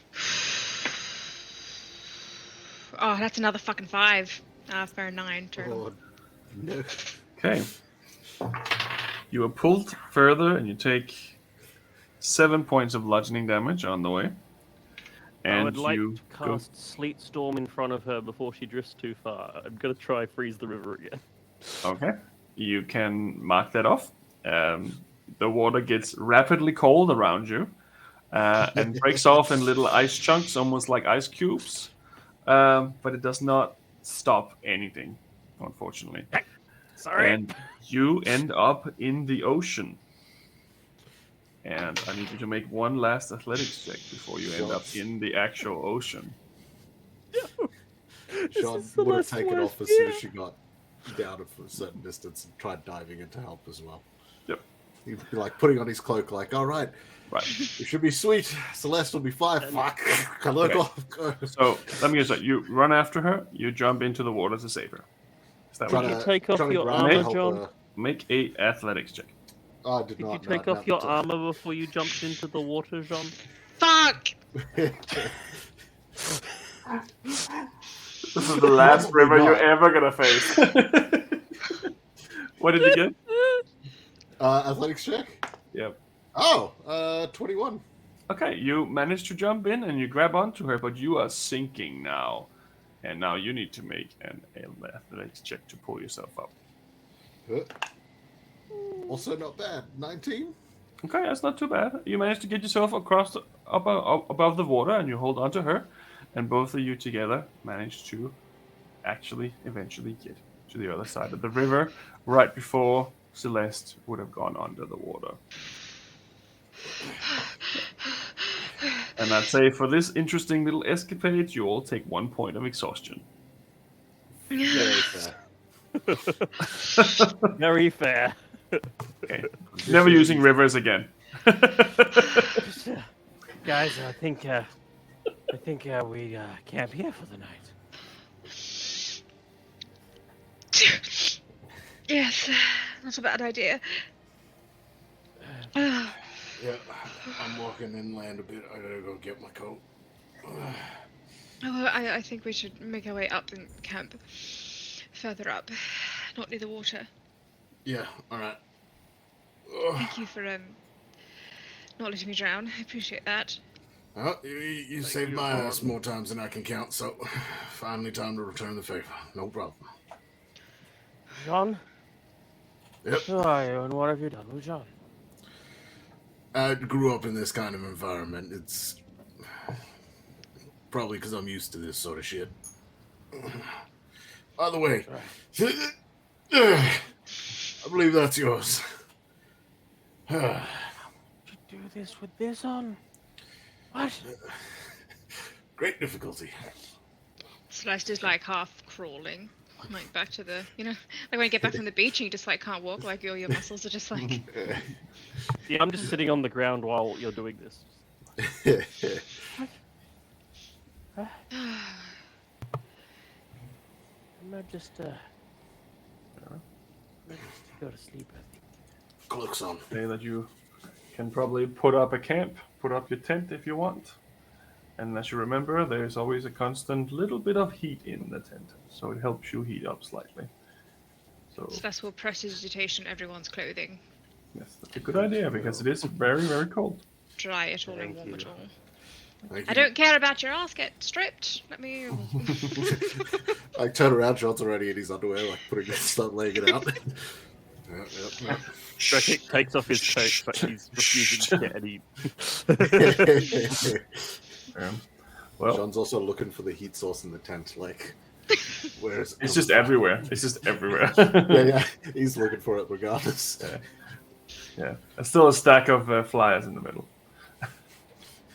Oh, yeah, these will work nicely to help dry its skin. Probably. Usually, I'm I just would. gonna- Usually, I would offer to stay up, but John, do you think you could stay up and do the first watch? Yeah. I think I need to just sleep for a while first. That really took it out of me. I got it, no problem. You'll go. Hey. Just follow his suit. Hey, Celeste, Miss not Celeste. I'm sure you've had a nice walk through the forest. You'll never believe what I've been up to. So, just a note, both Celeste and Sean has now got inspiration thanks to Ugly Jester. Thank you. Hey, Don't thank you, call thank it you. ugly. I that's the pre-noun. Apparently. Beautiful Jester. Now, I just realized I still had inspiration from last time. Does that mean I get 2? Or... Sure. Sure. You just Okay. can't use both of them on the same roll. Yeah, no, totally fair. That's only fair. Woo! Thank you. Ingray, are you in any danger? It's a bit different than when we were here. I thought you'd be here by now. You knew it was going to take us 3 days to walk by foot. Oh, yeah, I suppose. Are you all right? Yeah, I found the house, and it's a bit different here, but I think I'm ready for your arrival. We'll be there in 2 days. 2 days. You said it would take 3 days. It's already been 2 days, isn't that? Well, we only made it, You're like- riding the next day, actually. Oh, tomorrow. Yeah, sure. You'd arrive tomorrow, I'd say, because I already gave you that long rest. Well, I always like to underpromise and overdeliver, just in case something comes up. Do you need help with anything? Not at present. Maybe, 2 hours ago, but I think we made it. Oh, sorry about that. That's right. Well, as long as you're safe, I'm going to go and get some sleep. My eyes are burning.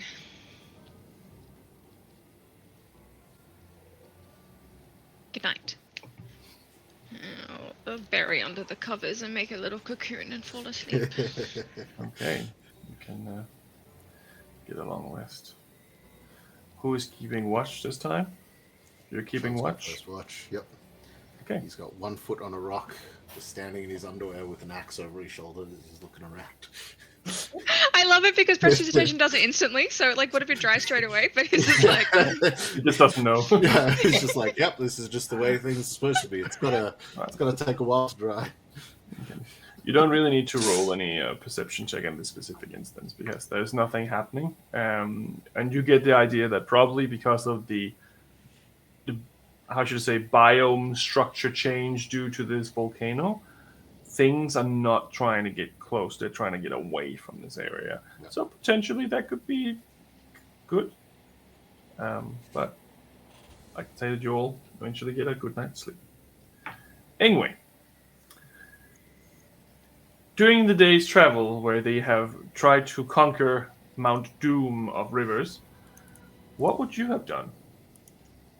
So I think at the end of the last session, I spoke to. His family, I think. I always spoke to one of the guards. Didn't I arrive at the house? You also spoke to them at the house, but I think the last thing you did was to talk to one of the guards and realize that Mana was arrested. That's right. Yeah. So I've spoken to Jean's family about him having a problem. Mhm. Him having not Lily Asmodeus's. Oh, I had just read it and then I got distracted by all the fun on the screen. Asmalia. So that they're aware that Asmalia, and then I would try have spent the day trying. So Mina is arrested. I'm not interested in what's going on in the city. Mina's not arrested, but Mana. Mana is arrested. Mina's hopefully okay. So Ingwe's not going to worry about. Jacob is very intrigued about what's happening in the city, but Ingwe less so. He probably would not worry about what's happened, but is trying very hard to get in touch with Baal / Athea. Okay. Athea. And how are you trying to communicate with her?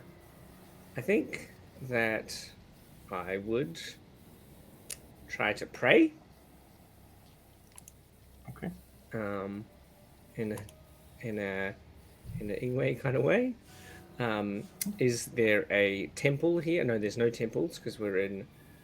Yeah, there's no temples at all here. Yeah, so he would try. He would go look for temples again, even though we knew that there was no temples. Spend a bit of time asking if there was a temple. Yeah, there's no one's giving you any directions. Like there's no one here. Mm-hmm. And what would you say in your prayer?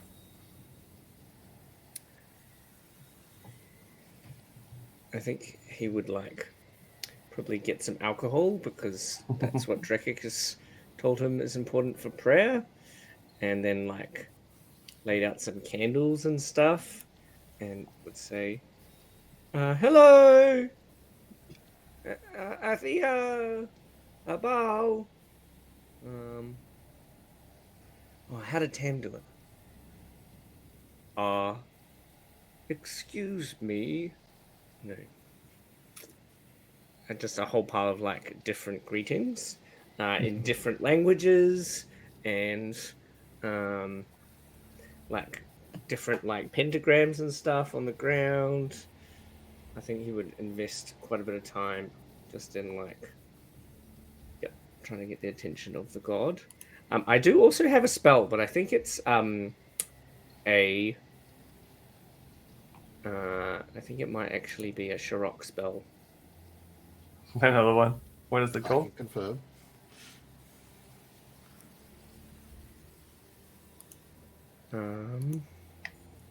What's it called? We all want to check. Oh, give me all of the spells, thank you. In the description, if it says version, that's usually a created spell. Feels like combat when it's like, I've got everything prepared, and then you get distracted by what everyone else is doing.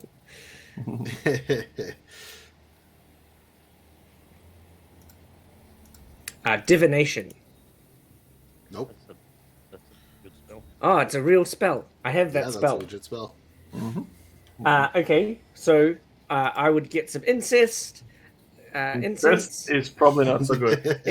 Incense. You'd get some what now? I guess it depends on the gods, but no. Okay. And a sacrificial offering appropriate to my religion. Oh yeah, those bits of paper that we give out to everyone, hang it up and stuff. And together worth at least 25 GP, which the spell consumes.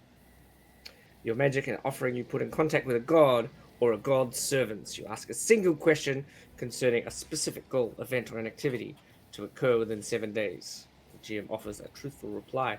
The reply might be a short phrase, cryptic rhyme, or an omen. Okay.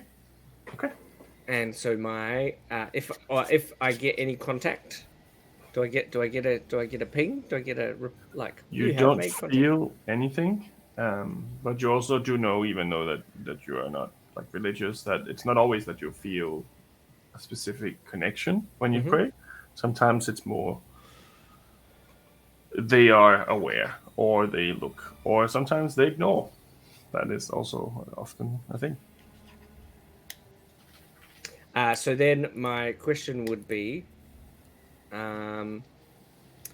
so as Malia is in John's head and is coming here, seems like a bad idea. Any clues to help me get her out of John's head?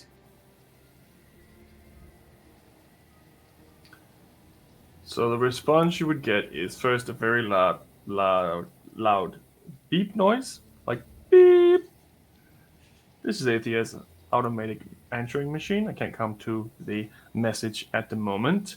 The question that you have asked, it seems unlikely that I would know more about this policy currently. Please fill out the questionnaire afterwards for how you was a service, rated from 1 to 10.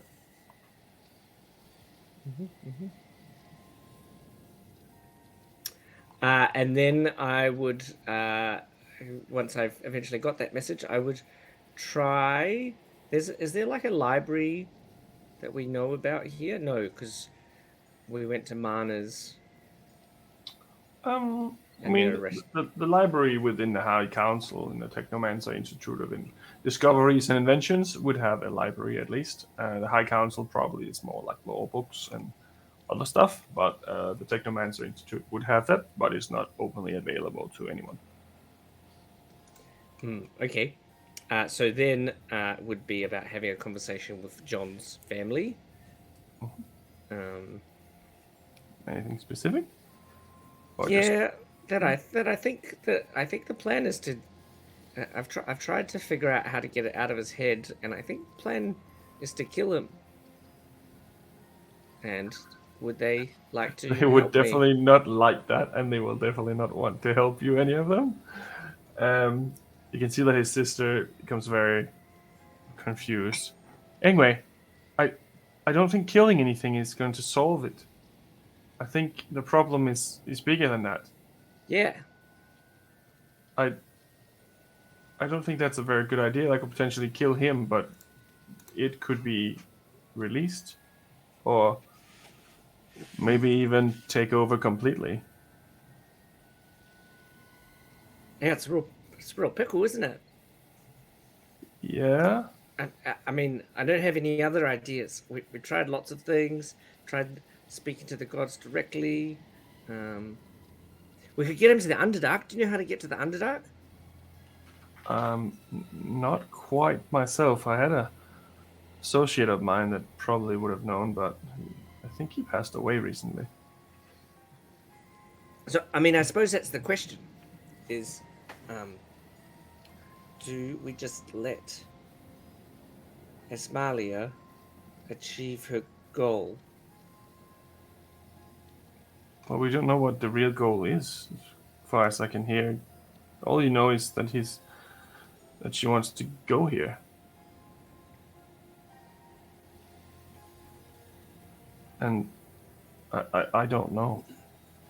I think it's better to do, if a really powerful creature says something, I think it's more smart to do what they say, and then they're gonna forget to punish you if it is truly a god. But if it is something where you're constantly trying to stop them, they would be agitated, I guess. I don't really know anyway, I'm sorry. This is a little out of my field. I don't really deal much with religion, I deal with magic. Yeah, me too. And then the last thing I want to do is I want to go and find information in the book that I got really early on in the campaign that was about Aberrations. No, it was like about Asmodeus. Okay. What are you specifically looking for? If there was any like information about what Asmalia and Asmodeus were trying to do. Okay. I need you to make an investigation check, please. I'm so unprepared. Right, investigation on the computer.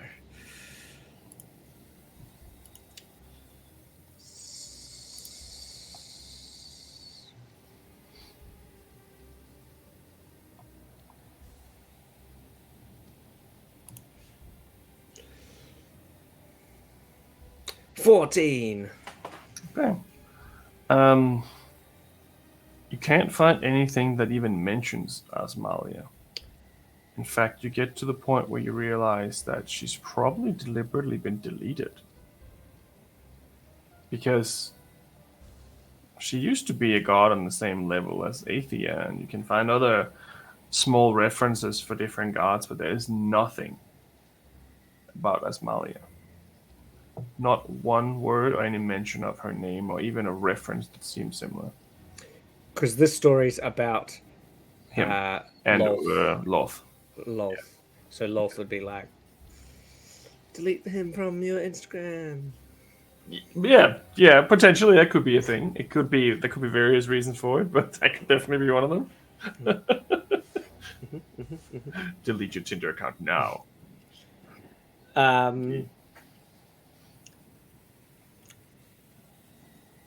Okay.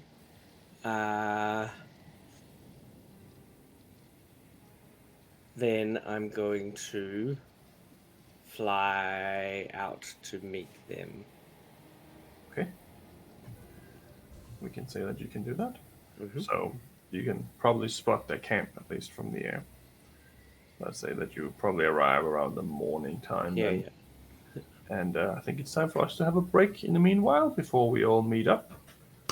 And then we can hopefully not lose any of our members while we're having a break.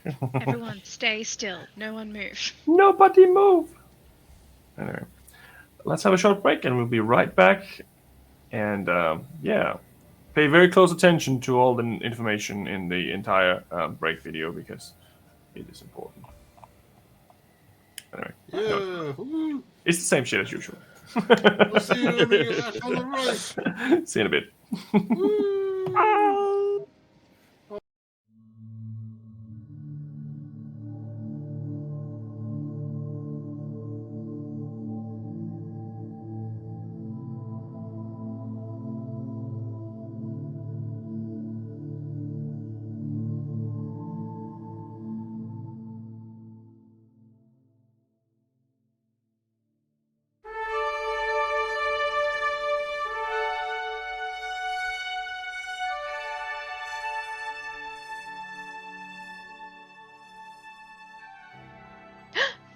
Oh my god, hi! Sorry, I totally didn't see you there.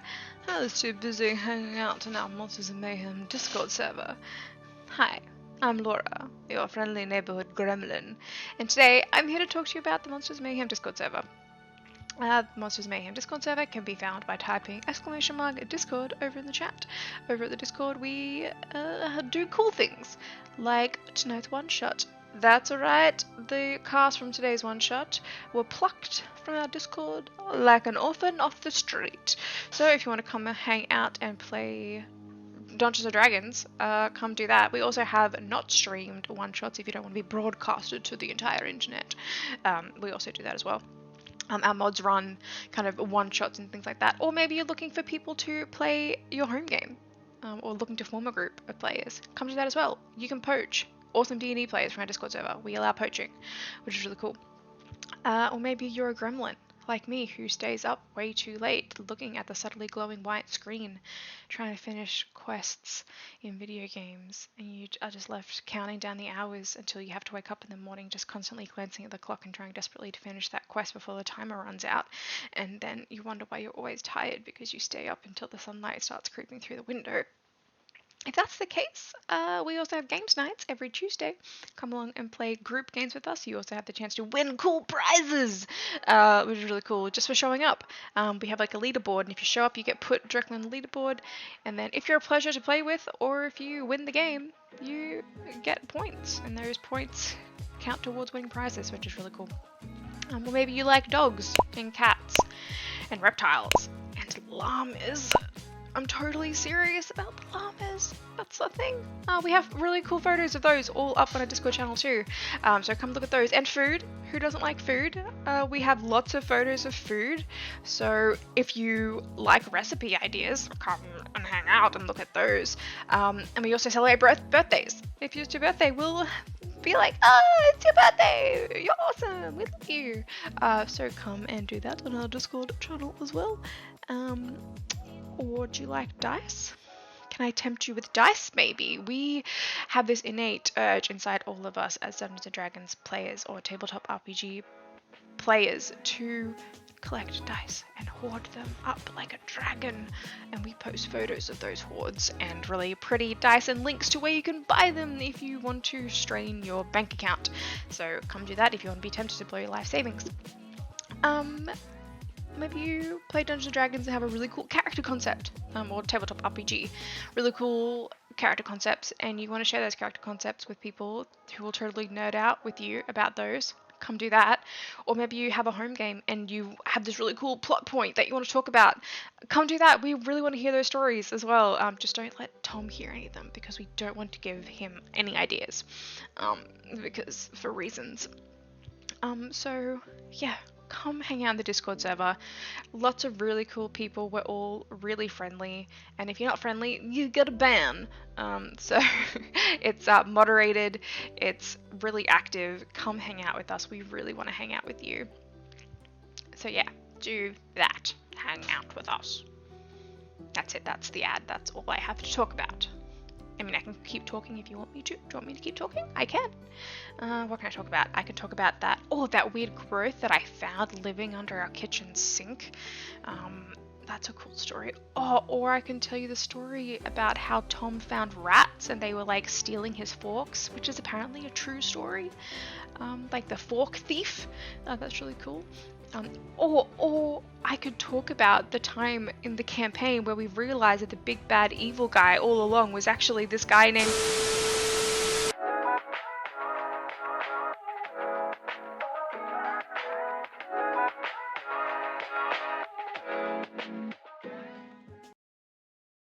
Monsters and Mayhem is sponsored by Miniporium.net, a huge selection of highly detailed miniatures for any tabletop role-playing game. Check out the beautiful miniatures, and if you use the code MAYHEM, all capital letters, at checkout, then you receive a 30% discount.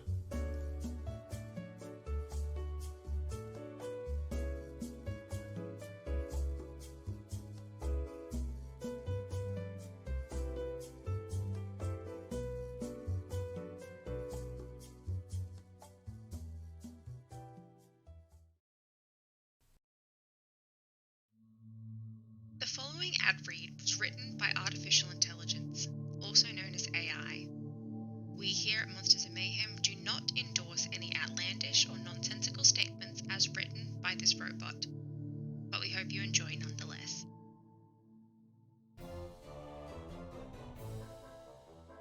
Hi there.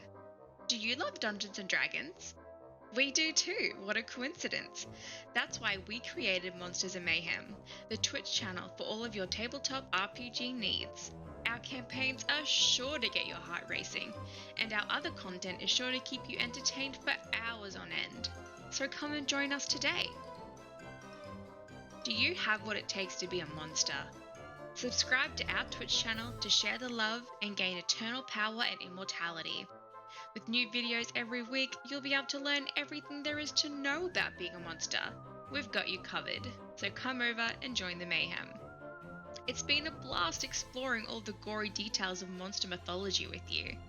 I hope you had as much fun as I did. If you want to keep the fun going, you can use your Amazon Prime account to get a free subscription to our channel, or become a hero and gift a sub to another follower. Thank you for staying tuned, and until next time, stay scared!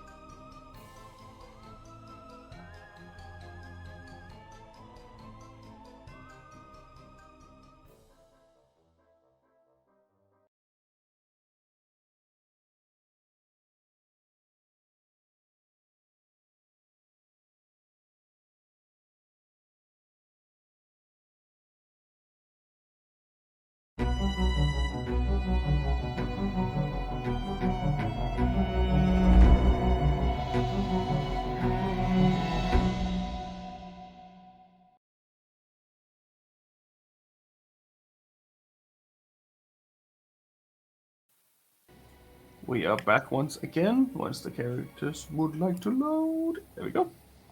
Welcome back after a short break where everyone almost died due to water. So, But we're not. We're not there. I'd say that you all can have a long rest, and in the morning, around 8 o'clock, which is awfully early for Celeste, Ingwe lands outside your tent. Does that mean our exhaustion goes away as well? Yes, because you only had 1 point.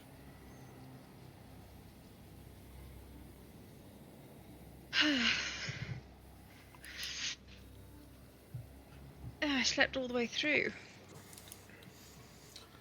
Jean, do we see Jean naked, falling asleep during his watch?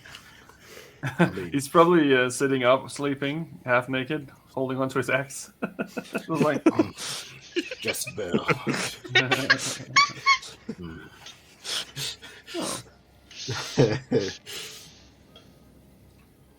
Jean?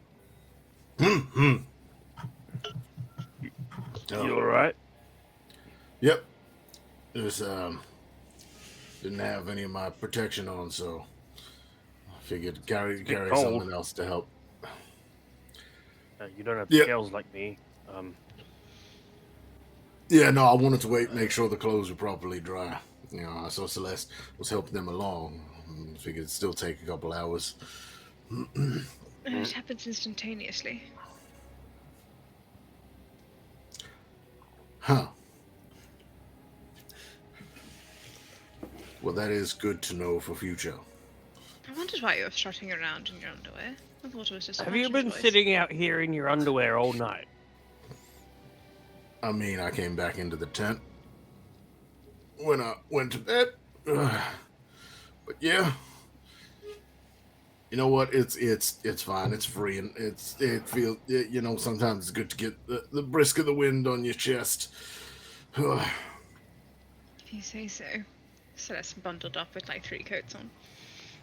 I mean, it's snowing outside, so... Is it snowing outside?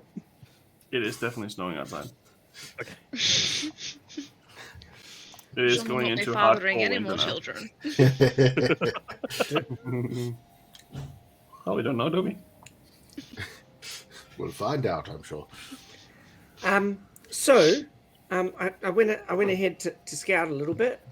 Oh, I'm a bit worried. Ingwe, when did you Good get in? morning. Oh, hello. Very good watch, John.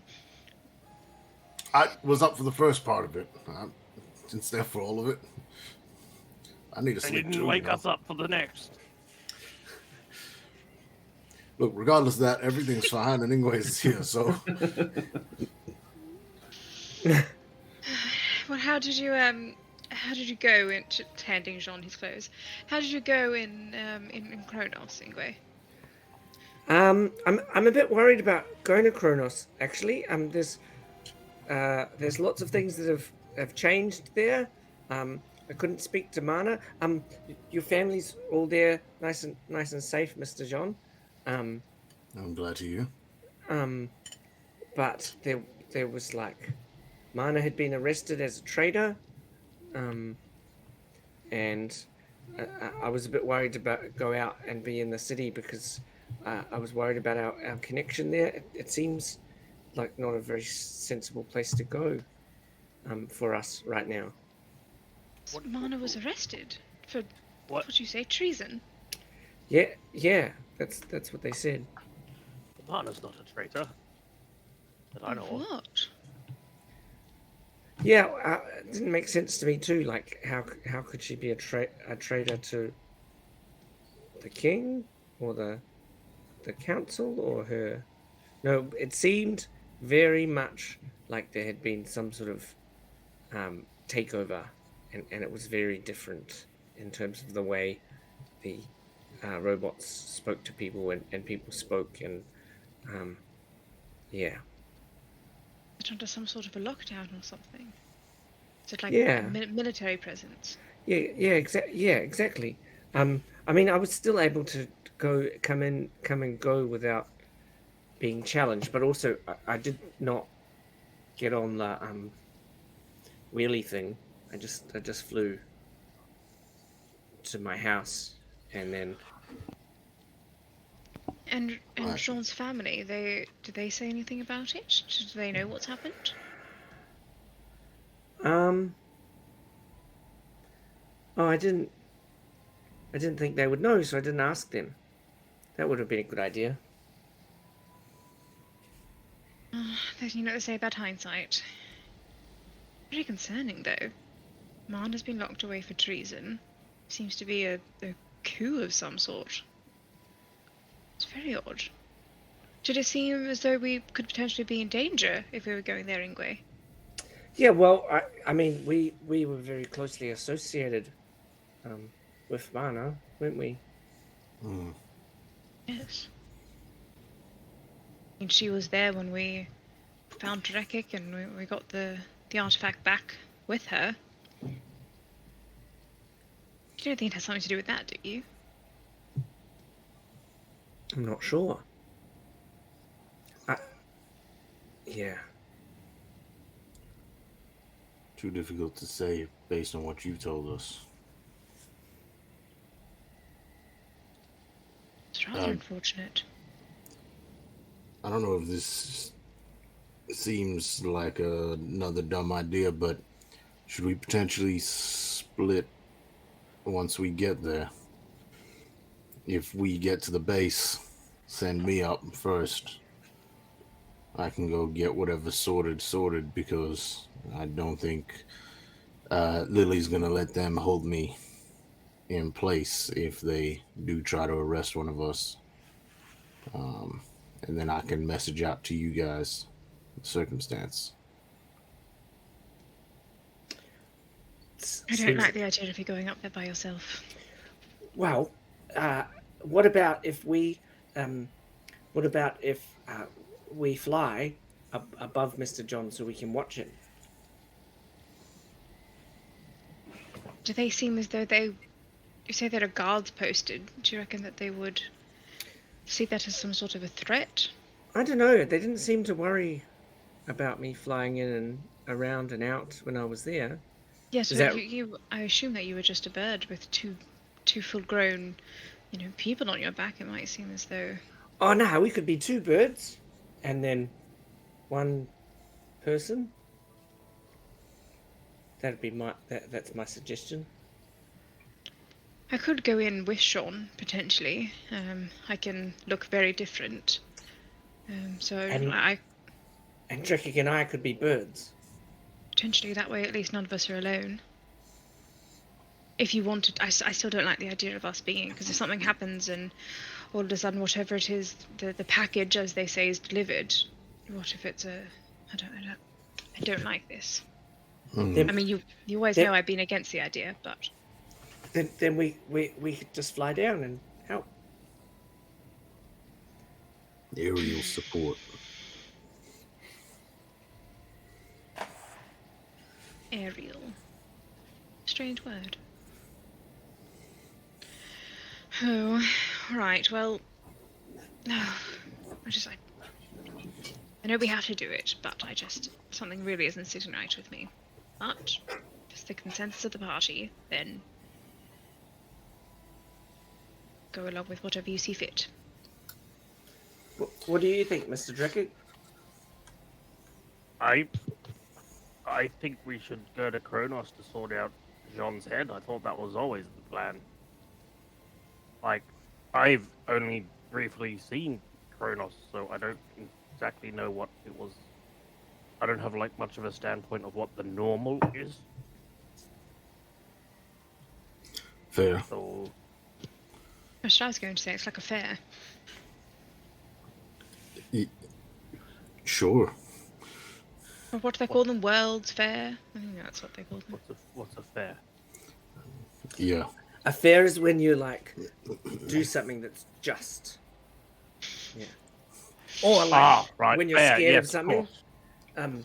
Like. So wait, Kronos is a good place then? Used to be quite exciting. It's the hub, essentially, of the kingdom for innovation and technology. There was always something new to be found. There was always people on the street showing you all their marvelous inventions, and shops and signs, and it was very overwhelming at first, but really interesting. Now, from what Ingwe is describing, it seems as though a lot of that joy and innovation seems to have been stomped out by these people looking for trade. I don't understand what they could have been. So it's not fair now. Doesn't sound like it. There was a lot of So fear it was there. fair, now it's not fair. Right, that makes sense. Yes. Well, it'll still take us a few hours to get there. Don't like the idea of sending Jean in by himself, so... I just want to go there, get this Lily thing to where she's supposed to go, get her out of Jean's head, and then we can move on with our very merry lives, which at this point hasn't been very merry at all. I agree. Alright, well, someone should pack up the tent. I got this. Okay. I enjoyed getting that. Oh wait, I left my socks. Oh, let me set it up again. Oh, boy. This is why we don't have pets in this group. Never mind, guys. I'm merry again. Oh, my pets. Foxes. Right. Shall we head on with it then? At least I don't have to cross the river again. True. Unless there's another one. Anyway, is there another river between here and Kronos? Oh, it'll be alright. We can just walk across it. What? I think it means basically how we did. So we'll I just can use cast. the logs. I can just cast a spell, and then you can walk on water. And just walk across. Where were you last night? I almost drowned. Jean almost drowned. So we all almost drowned. How come you almost drowned? Why didn't you just cast a spell where you can breathe in the water? We don't know that. You don't know that spell? I don't know that spell. I don't know any spells. I tried to freeze the water. It was going too fast. My magic doesn't really deal with the manipulation of nature. Oh. Well, Not a school I've delved into. Ingwe, you are a man of many talents. This is why And we we're really always do better not together. appreciate them until you're gone. That's why we are all better together, which is one of the reasons I'm so against splitting up when we get to Kronos. yeah, okay, let's stay together. Right. My only concern with that is that if something was to go wrong and Lily went out of her way to make sure that I got to where she needed to be, is she may neglect you lot and push you aside, which is why I think me going in danger first would be the smartest thing. But I'm not leaving I also you. understand. I appreciate it. Well, We all started this together, so I feel as though it's only right that we finish it. No man goes alone, no matter the cost. I think we've proven that enough. I mean, if anything, that river enforced that at least. All right. If you would be more comfortable, though, rather than drawing attention to ourselves, on transforming yourself in Drekik, perhaps not something as giant, you know, as what you were when you landed here, but perhaps something smaller that can still has a good aerial view but can't, you know. Oh, I was going to say like a little monkey, but yeah. I don't know how. Well, I thought if we were walking in and just be a little monkey on someone's shoulder or something, but no, I hear you. Well, it's quite powerful magic to turn Drekik into, or Mr. John. I can do it for myself quite easily, but I don't think that's worth doing. Particularly when we're going into danger. Yeah. I've seen you transform Jean into a slug. I do not particularly wish to be a slug. What about the giant monkey? What's a monkey? Remember saw that thing it. I was? Remember when I Oh, that's the turned thing we were John trying to into be last night and didn't. Monkeys don't behave like that. Oh, Pretty running sure across the monkeys trees? swim better. Yeah. Yeah, I mean, I'm Kind pretty sure of. monkeys would actually make that. just having a taste of what it's like to be a big ape. Yeah, without a doubt. Yeah. a whale. We could have turned into whales to cross the river. Anyway. Right, well, let's get started. Let's get moving. We can discuss it on the way. Yep. On the way. So you head off and move towards Kronos as so many times before. For Drekik, I don't think you have been there before, as far as I remember. Is that right? I've been there once The casino. when we Yes. arrived. So you have from- seen how it looks, and it's this Yeah. giant city built of cogwheels, pretty much floating in the sky. And the giant Ferris wheel that leads you on to Kronos proper is still functioning. It seems like a lot of the platforms, as they're called, are not like open, and it seems like it's going to take you maybe half an hour to get up, where normally it would take you a little bit less, maybe, but then it would take you another 10-20 minutes to wait for an actual usable cart. And on this cart, there is a bar, but there's nothing there. Everything has been removed. There's just one of these automaton guards standing there in the middle, and there's seats. No music, no entertainment, nothing as you're used to. And it starts Excuse me, moving upwards. Mr. Robot thing. Yes, where's Mr. Drekig Yorkson. Oh, you know my name. Oh, excellent. Yes,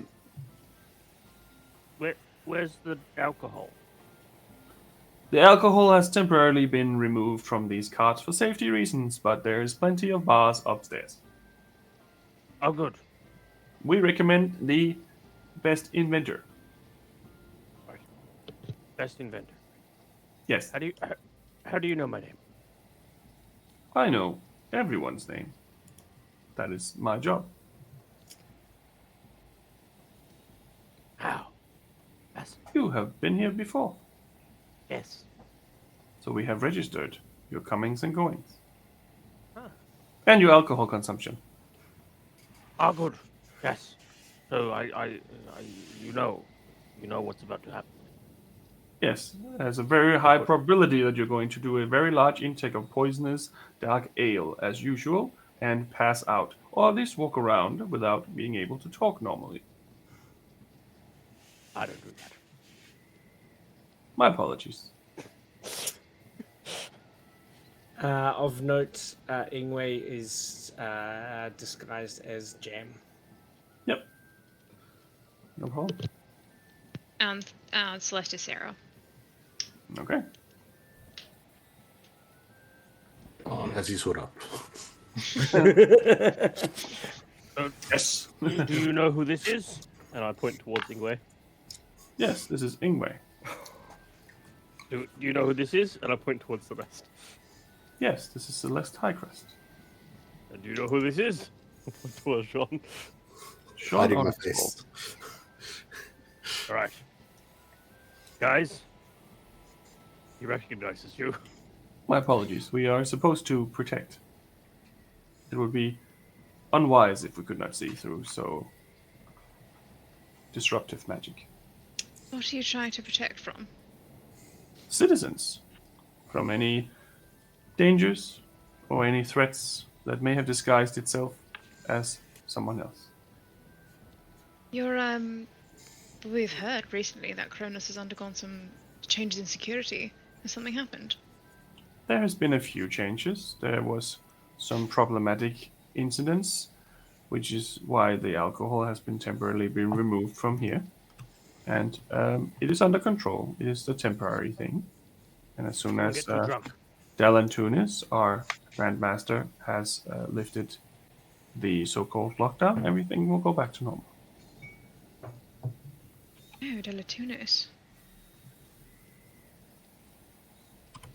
Someone hurt. There was some damage to some of our automatons, but no living creatures were hurt. Well, Um, it's one saving grace. sorry for the loss of your friends. Oh, they did not perish. They are still very much functional. They just needed some repair. Oh, good. Is there anything that we should know about the security? Anything that's now off limits or discouraged? Walking outside after 7 in the evening is advised not to. But other than that, everything remains functional as usual. And the drinking? You mentioned the drinking. I'm guessing no drinking at all. Oh, no, There's no, the no. bars. That we could not remove the drinking from the people. We tried, and it was not a good idea. We simply removed them from the carts because they were My under tried that once. Didn't work. less control than upstairs, and they were used to make fire bombs, which we did not want, of course. Understood. What a waste of alcohol.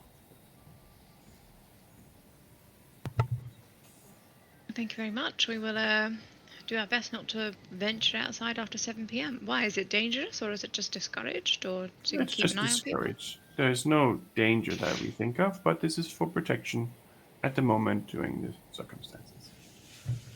If you have any other questions, please direct them to Delatunes himself. I believe that he is a associate of yours. Yes, correct. And then the platform halts, and you are at the top. And he pulls a little chain off and asks you to step on into Kronos proper. Thank you. I didn't mention it, but Sean absolutely was right in the middle of that thing the whole time. Like, he was not anywhere near the edges again, holding onto something tightly. No, I get it. Knees locking together as he Yep. stands there. So there's a few things that you notice as you arrive here. You end up on the Plat as usual, which is the place where most of these neon lights usually flash and everyone's giving off all these cool touristy vibes. It's pretty empty. There's a few people there handing out flyers, maybe 2 or 3 people. The lights are off, which isn't uncommon in the daytime. You can see a lot of these little automatons flying around here and there. Some are different shapes that you've seen before. Some are like a volleyball size, flying around, just like a black stone almost. It looks like stone, but it is metal. Just a rough surface. There's a bunch of people flying around, all wearing red robes and like leather face masks to cover their face and stuff. Seems to just kind of doing their own business, whatever they're doing. But definitely gives a very militarized presence.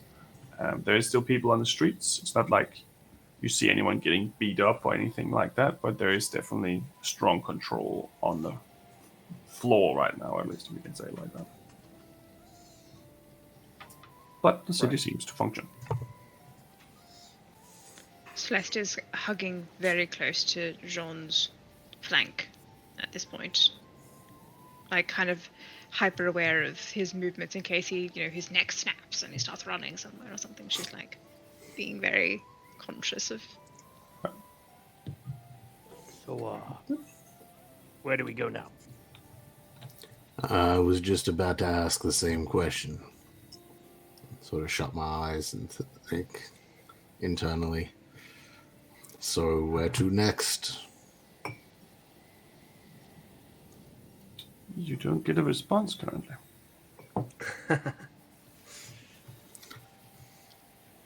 Whenever you're ready, John.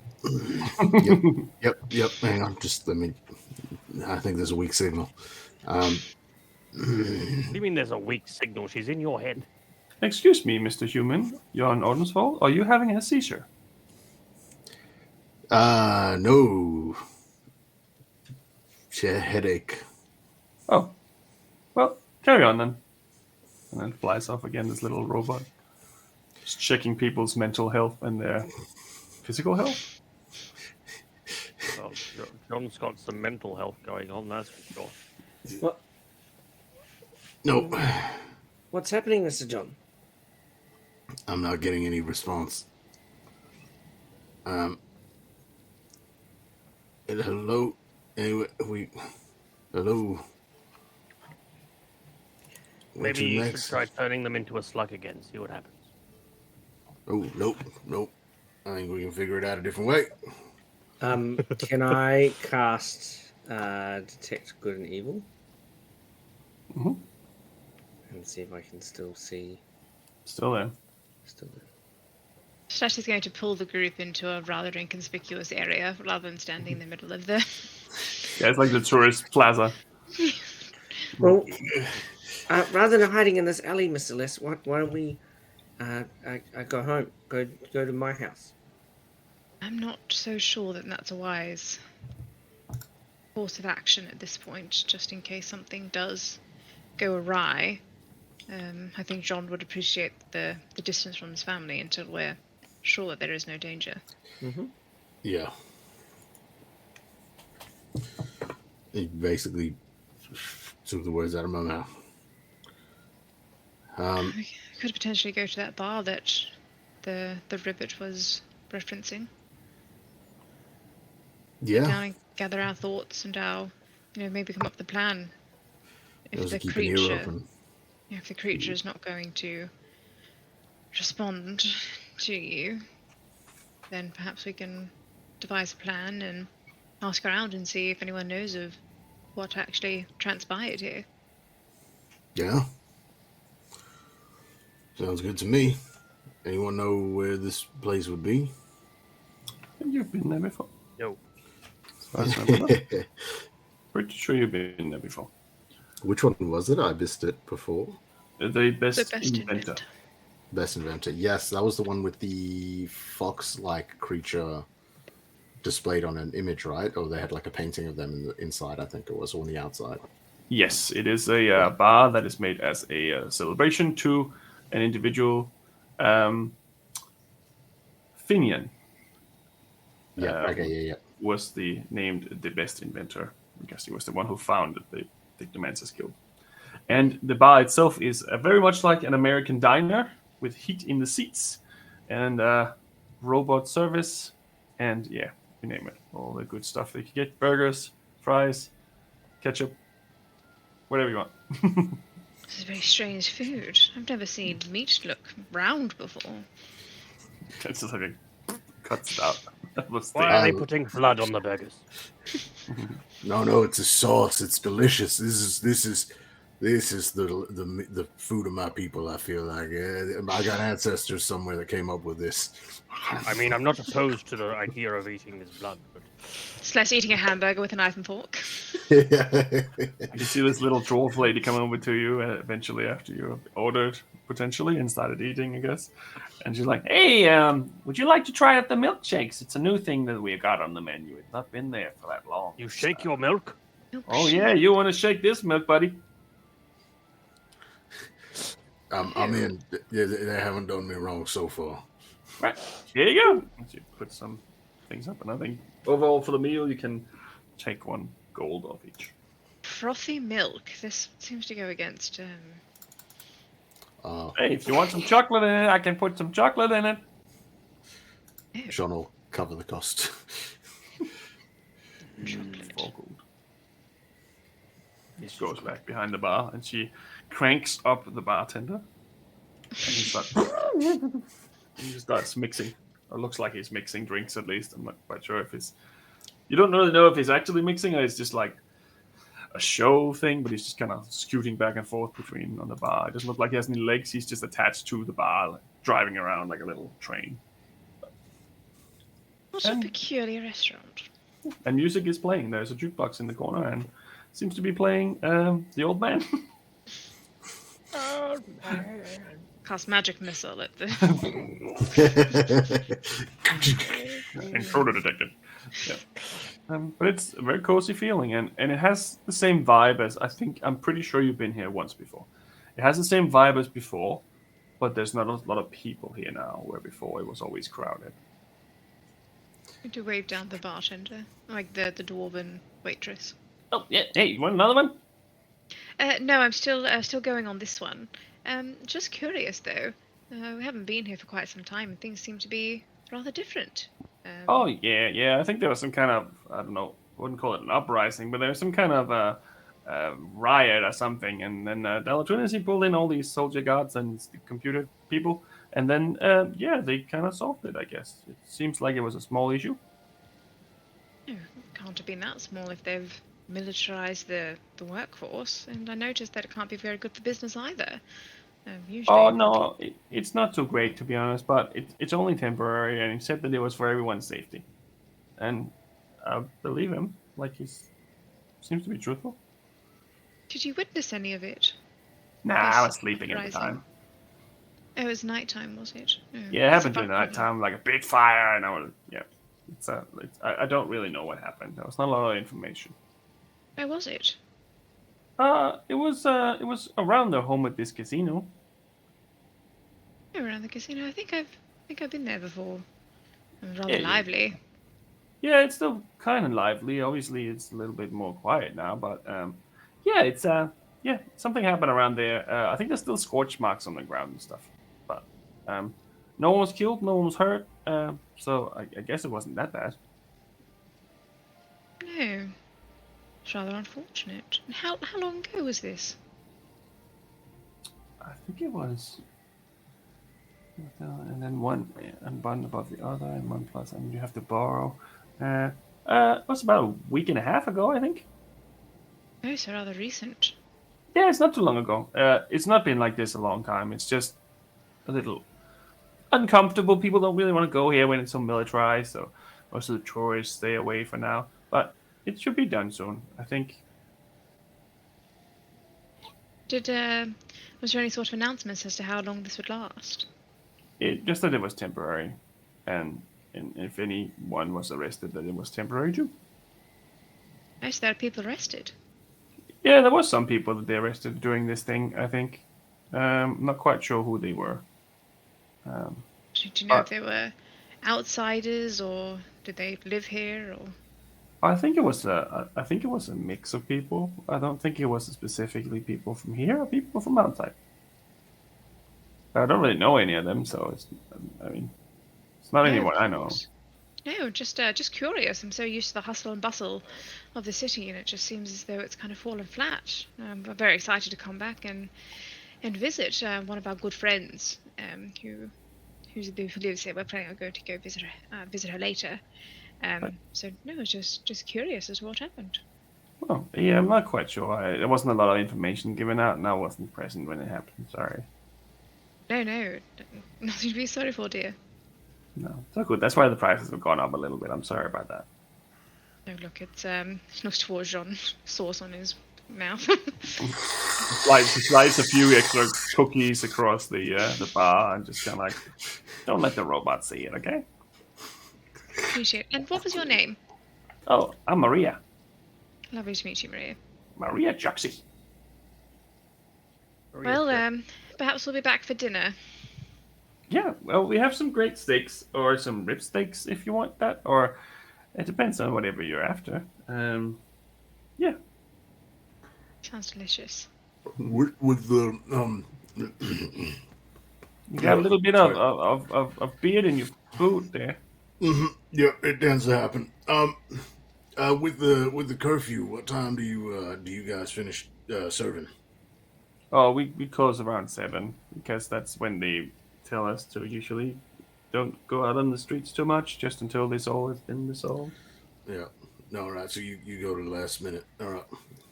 Yeah, Appreciate pretty much. I live upstairs, so it's not really that much of a deal for me. Yeah. Right, well, appreciate it, Maria. We might order seconds, but I think for now, we'll let this digest. I'll have another milkshake. Should have slide hers wow. over. Do you want one to go? We have these cool little boxes. How many flavors of this milkshake do you have? You mentioned there was chocolate, but this is not chocolate. No, so we have vanilla, and then we have the chocolate one, then we have vanilla with chocolate, and there's some caramel in it, and then we also have the strawberry one, we have one with melon, and there's one with licorice, and what's the last one? There's one more that's like ginger, I think, where it's like a little bit spicy. It's good if you're sick or anything like that. It's good for the winter. I'll have a strawberry one. I haven't heard of that one before. Sure. Here you go. It's another 2 silver. It's this pink mustache. Okay. Right, so wait for Maria to leave. What's the plan at this point? I mean, part of me wants to go investigate what's happening with that fire, but another part of me says don't get involved in this shit. You're already in enough. Well, it was interesting, the locale of the attack. That where your friend resides, Ingwe. What about sending a message to Mana? I was thinking about that, but I feel as though it may prove useless. Something or someone as powerful as that Atunus is keeping her captive somewhere. I highly doubt that he would allow messages in and out. Why has never anyone shaken milk before now? This place is doesn't great. get it wrong. They don't get it wrong. It's just a cow in the back room on one of those treadmills. It's like,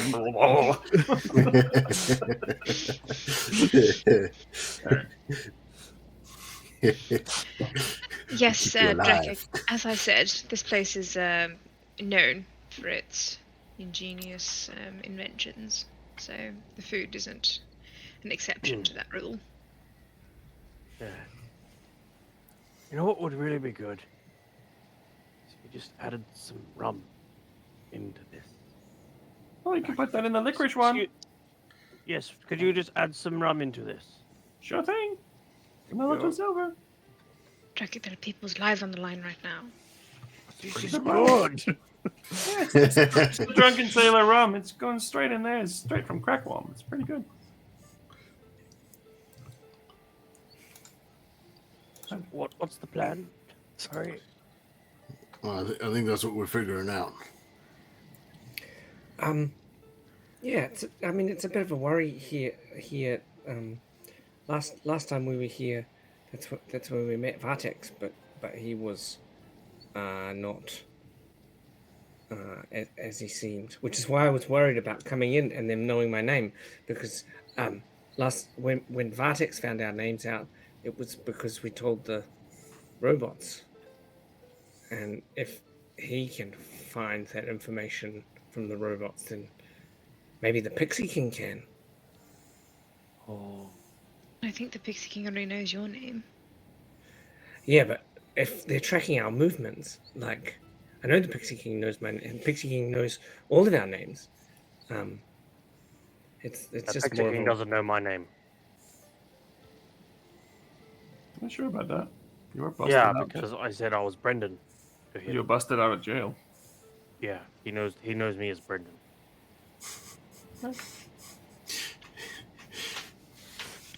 Cool. Yes. Yes. I remember, yeah, you said don't use your real names, and I didn't. Very smart. Yeah.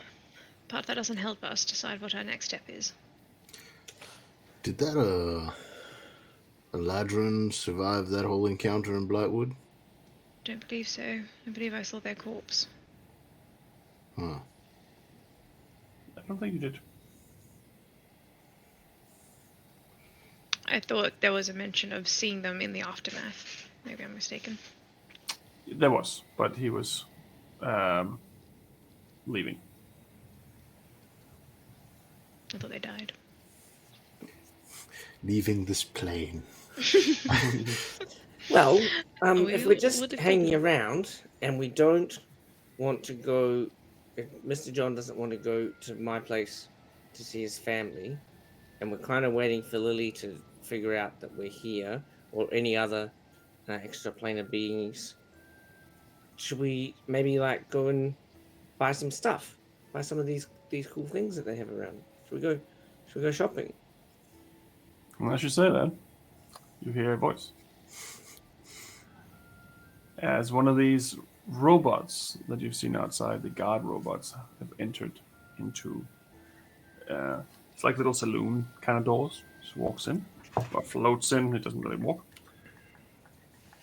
I believe your presence have been requested by Delatunas himself.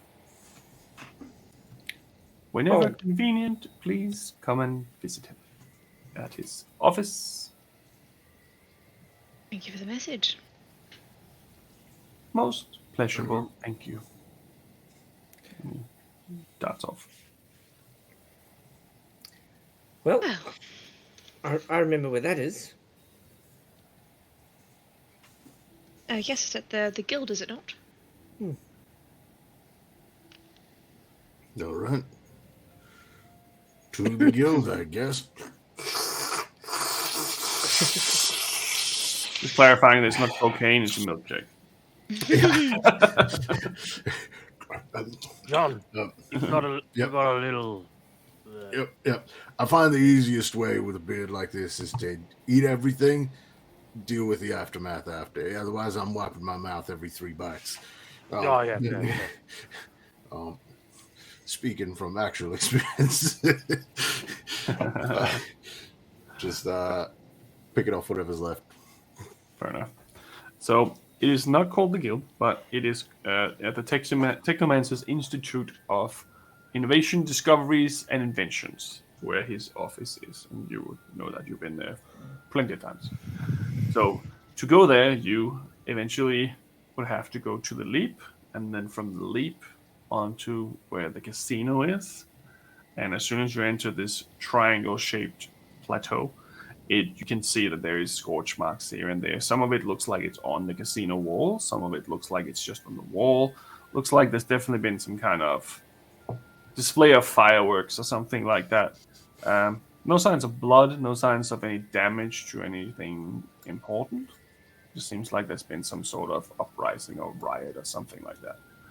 And eventually, as this triangle turns slowly, you can move into the Technomancy Institute without any problem.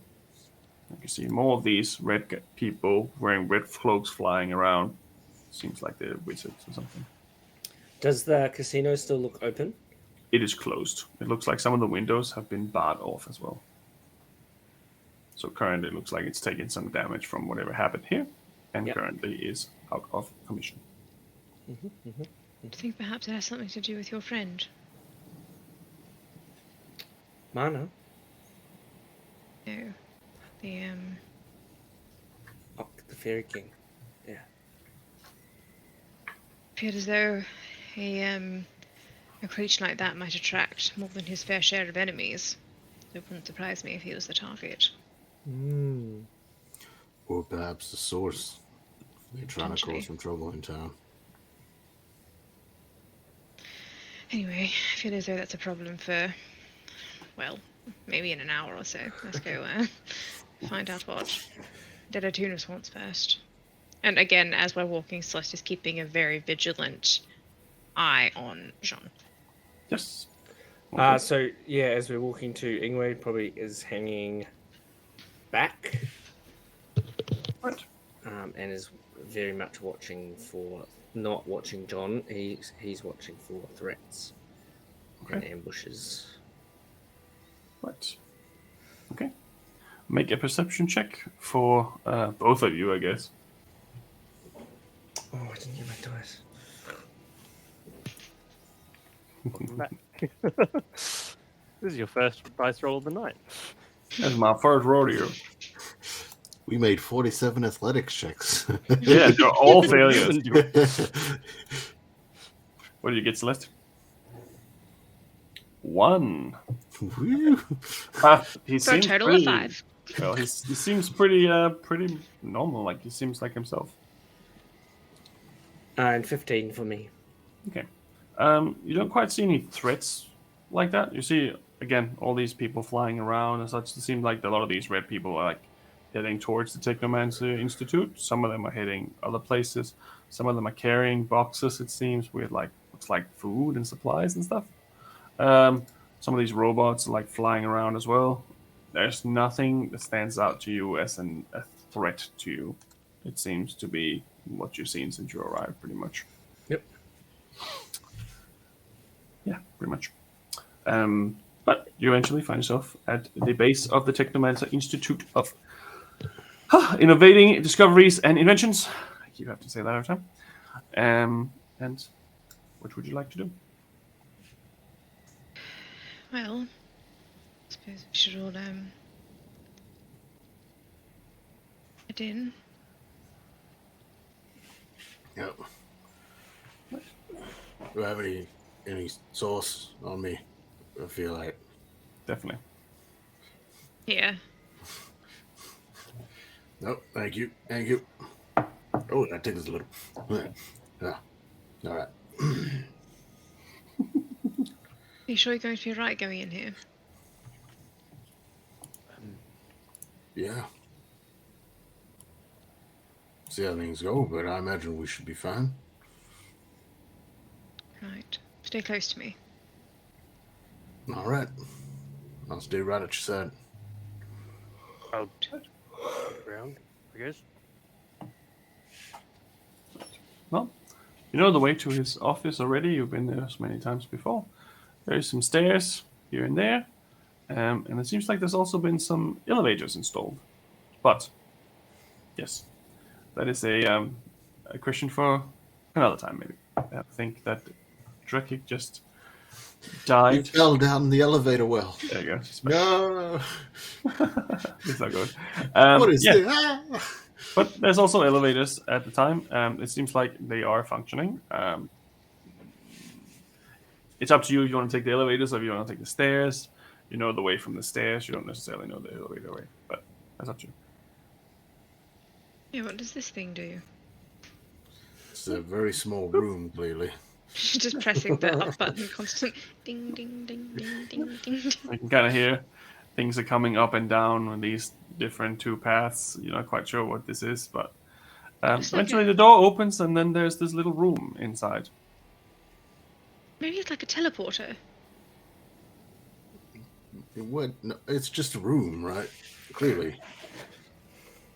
I assume this is probably some small office space for someone. It's barely enough room for 3 people to stand comfortably in here. Like, go This in. is a stupid room. I'm a dragon. What is it with the doors? Oh, now we're stuck in the room. John's outside See all the these gears. room. And then on the way up, you look to the side and you see this little gnome in the middle. Like there's one of the walls that are sometimes when you go to certain places, it's open. There's a little square, and there's like a. It looks like it's almost like a like a latchway where you can crawl. It's almost like that, but there's this little gnome who's driving a bike, and he's driving a bike, but he's driving it downwards like this, and it looks like he's the one. He's like, "Hey, hello," and he's the one who's like pulling it. It's not mechanical; it's just him. So he's just like. He's the counterweight. He's Yeah. pulling you up, and then eventually the door opens, and you're on the next floor. John's at the bottom, just like, you guys, you good to go? Just like knocking on the door. And the door opens, and there's no one in there. Guys. So stupid. Walks inside. Hello? Well, Hello? I guess we're at the top, and I'm looking out, going, everything. What? We You just hear a voice. It's like this hollow voice, like it's coming from inside the walls. Like, press the button. Where you want to go?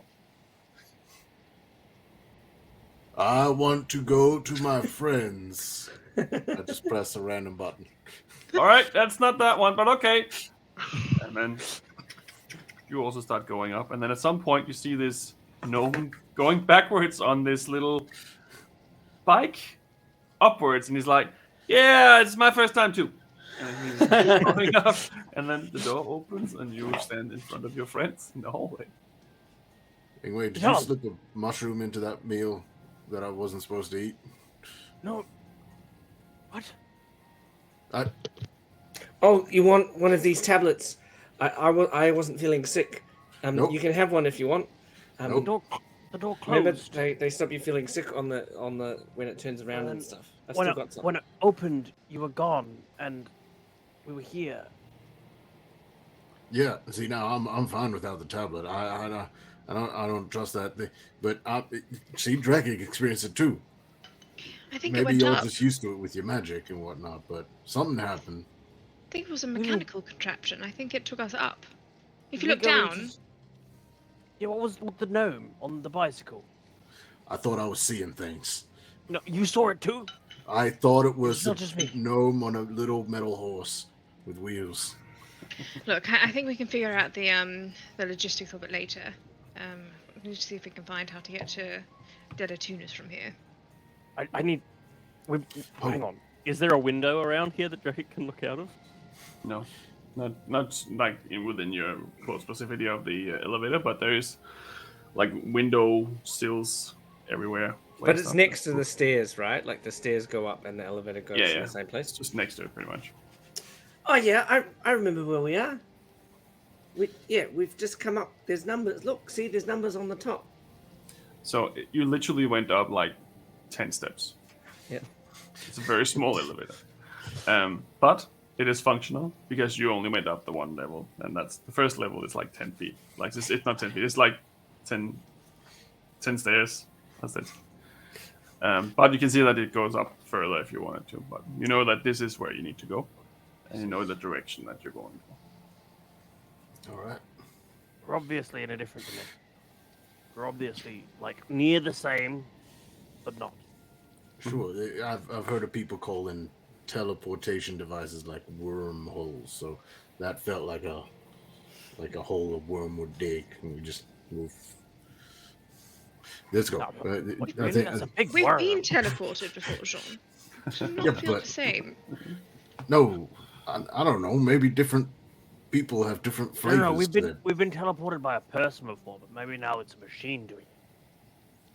It's obviously a machine doing it. We can discuss the no person finite there. details of teleportation later. You gotta keep open-minded, Celeste, with these things. If there's anything I've learned from you guys, you never know what to expect. The gnome teleports. Fair. Let's go. I think you're onto something. So Just you tracking, eventually and Sean just like discussing this amazing thing I imagine on the way. would cost a fortune to put in just for 10 steps. You eventually make it to the door of the office that says Praetorian Delatunis, as you've been before. Let's take long. Oh yes, please come in. Come in. Thank you.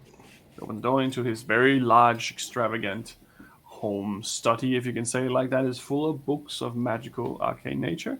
And he has this large desk as usual, and all these chairs in front. It seems like he has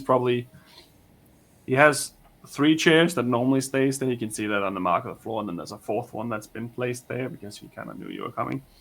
And he's standing there as well. He looks pretty much as you remember him. He has a long red robe on as well, just like the people that you saw flying around, with like gold trimmings and such like that. But he looks pretty much the same.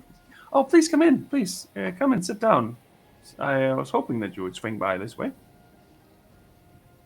Yes, well, just answering your summons. Yes, I was told that you had arrived at the city, and I was interested in hearing how you were going.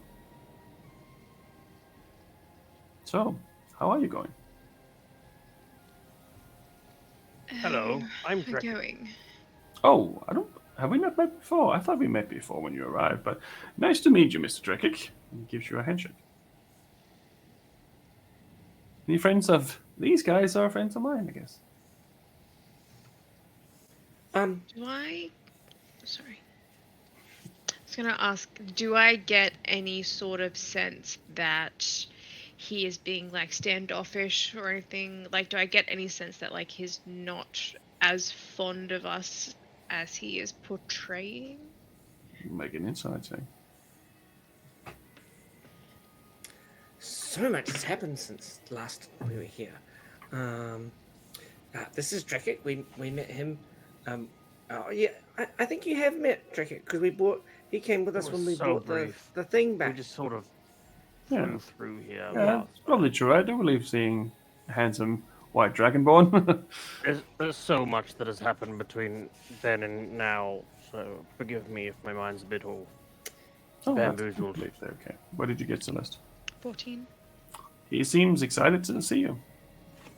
He seems happy to hear. Well, we're still on the quest that we were on before, but we've had kind of lots of side distractions. Seems like trouble seems to follow us. We went to Blightwood, and there was like this weird creature that was holding everyone there and like Wow. eating people. Eating That people. was How that does was it weird. look like when he pulls out this little sketchbook and he starts drawing? That's your talking. Yeah, so if not interrupted by anyone else in the party, Ingo would give a like really detailed description. Okay, well, he draws what he thinks this monster looks like.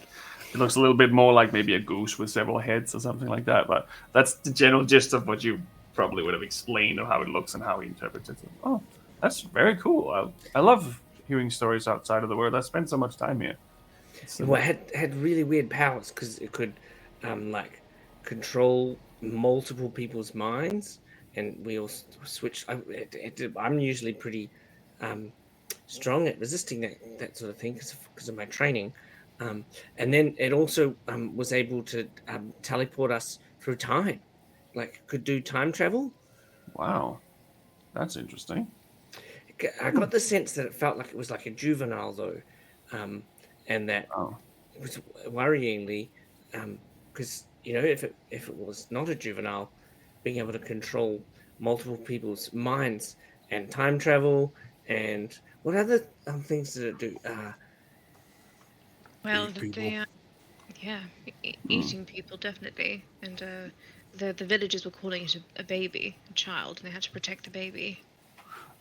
right. Well, from my personal perspective on the astral knowledge and arcane knowledge, it is very quite disturbing to hear something like that. But I also believe that there's always a bigger threat. So depending on the situation, of course, that there is a good chance that it wouldn't survive very long. However, it also does sound like it has the capabilities of surviving very long. That's very interesting. I've never heard of a creature. Well, we put That's that one down. well done. British Well done. effort, but Yeah, you're got it very efficient, eventually. that's for sure. Wow. So what is it that we can do for you? Oh, I just wanted to catch up.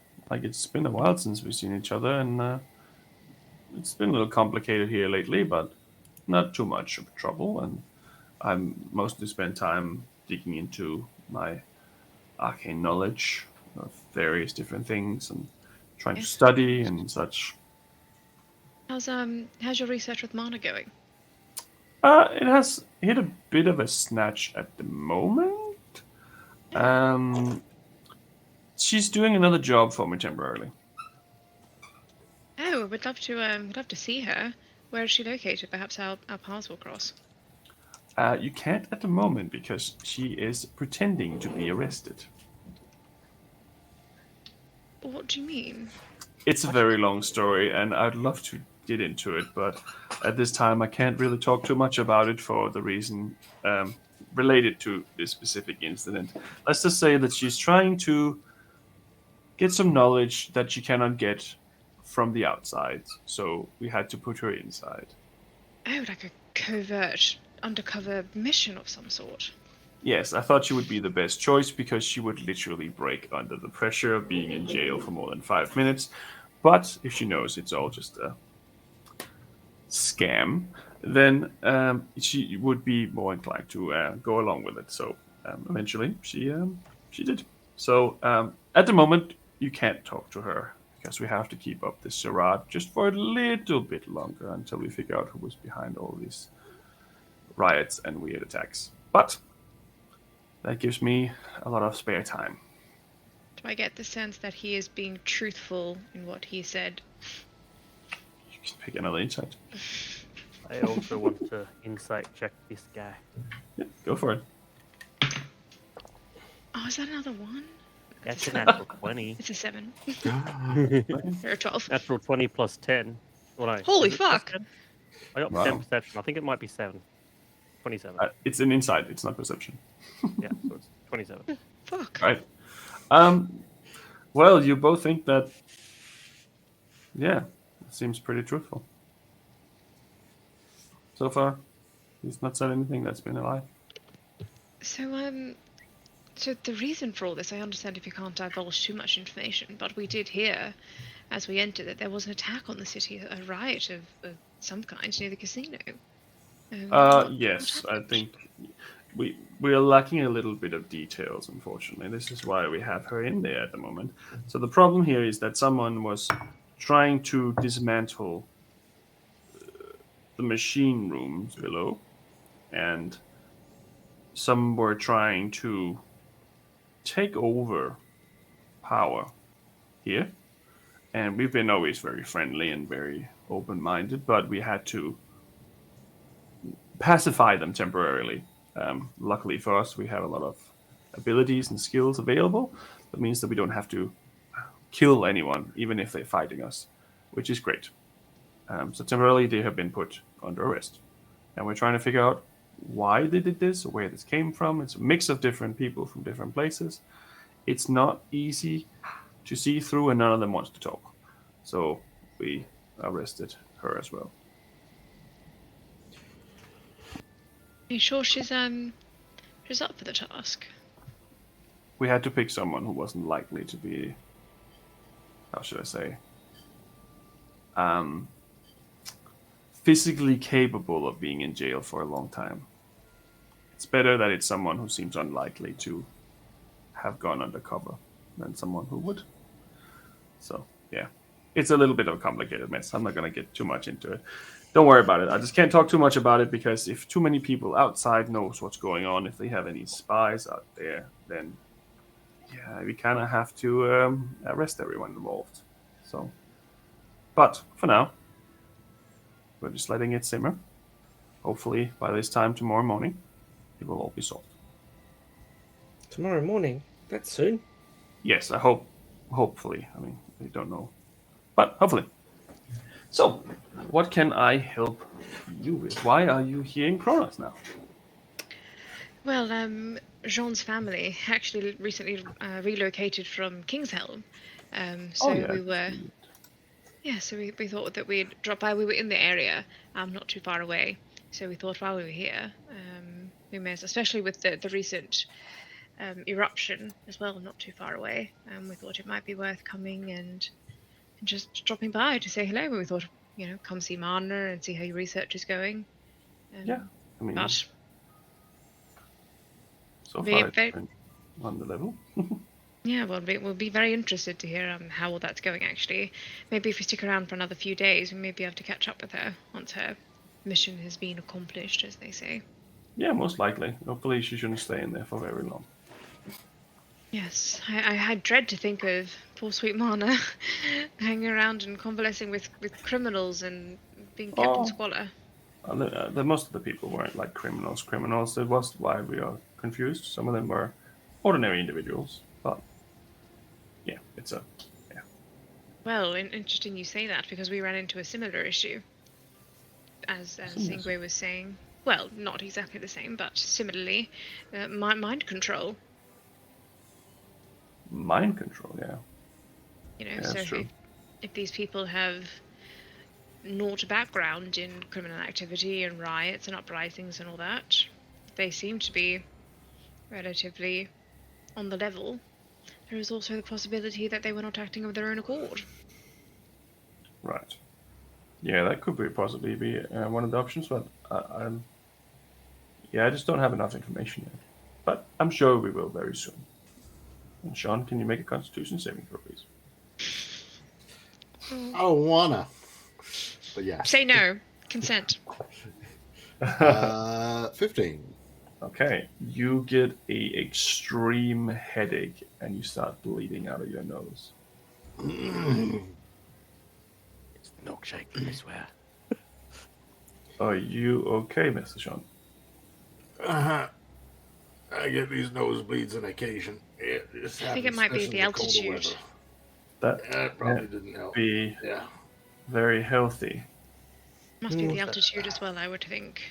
Probably that teleportation device back there didn't help.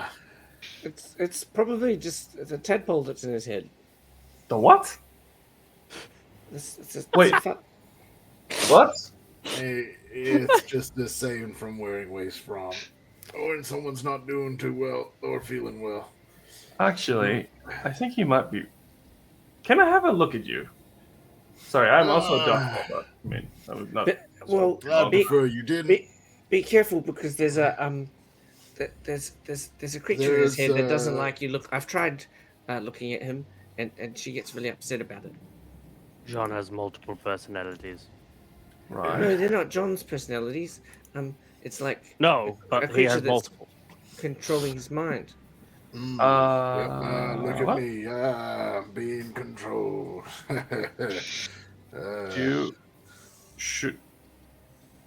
Do you want me to take a look? No. Yes. No. Yes, I would like you to take a look. That would be a good idea. I don't know if it's a yes or a no right now. Well, Look, Well, it's John's me, mind and I'm controlled. saying no. Currently, safer if you he's the patient. Take a look. He's a patient. Well, of yours. That's what I was hoping. That you would have a look. Oh, you want me to take him as my patient? It's complicated. While this is going on, Jean is in his head just going, what the fuck, what the fuck, what the fuck, what do you want? What do you want from us? What's going on? Why are you doing this? You don't get any response. It's just lingering pain, like a migraine.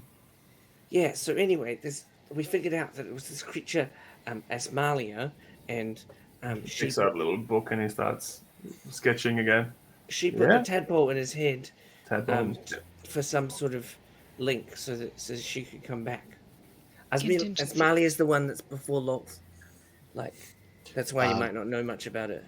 I reach out with the crystal arm and I grab Ingwe aggressively by the collar, as though I do not have control of it.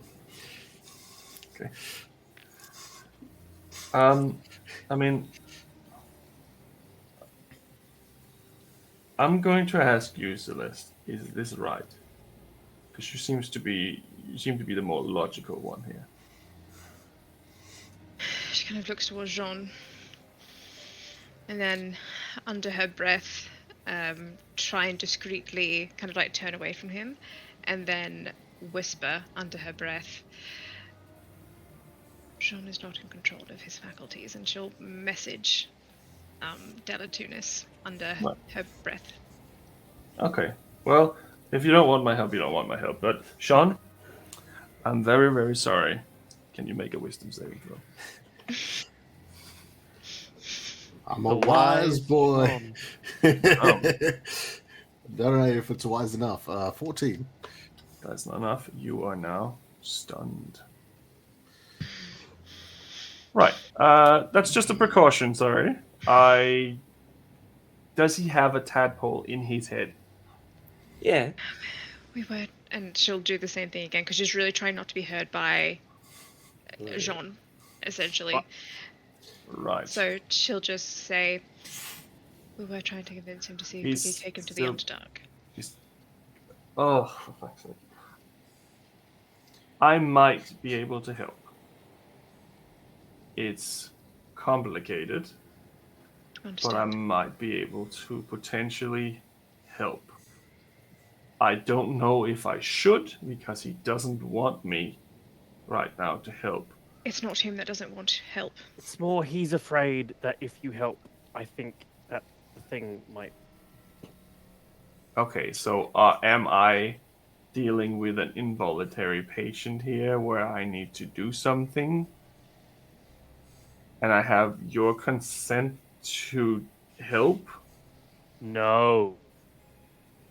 I'm very confused, Mr. Drekig. Look at me as I answer you. No.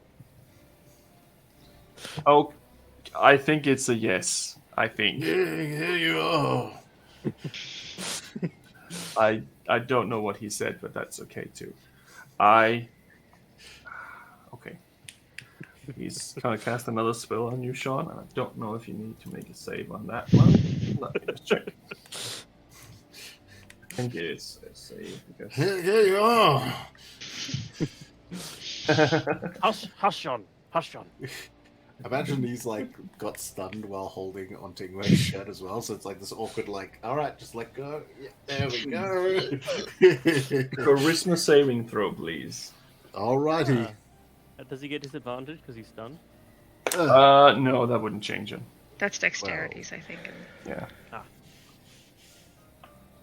Yeah, auto fail, strength, and dex saves. But yeah, charisma 12. 12. He casts calm emotions on you.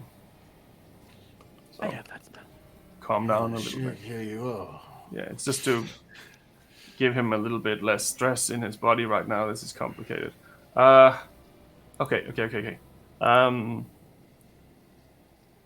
I haven't done this before, but I have read about this. And I think with my magic, I might be able to help him as well. But I need your trust to do this. Because I don't know how long this is going to work until it's... What problem are you dealing with? Or we kill him. Which of the two problems are you dealing with? Potentially both.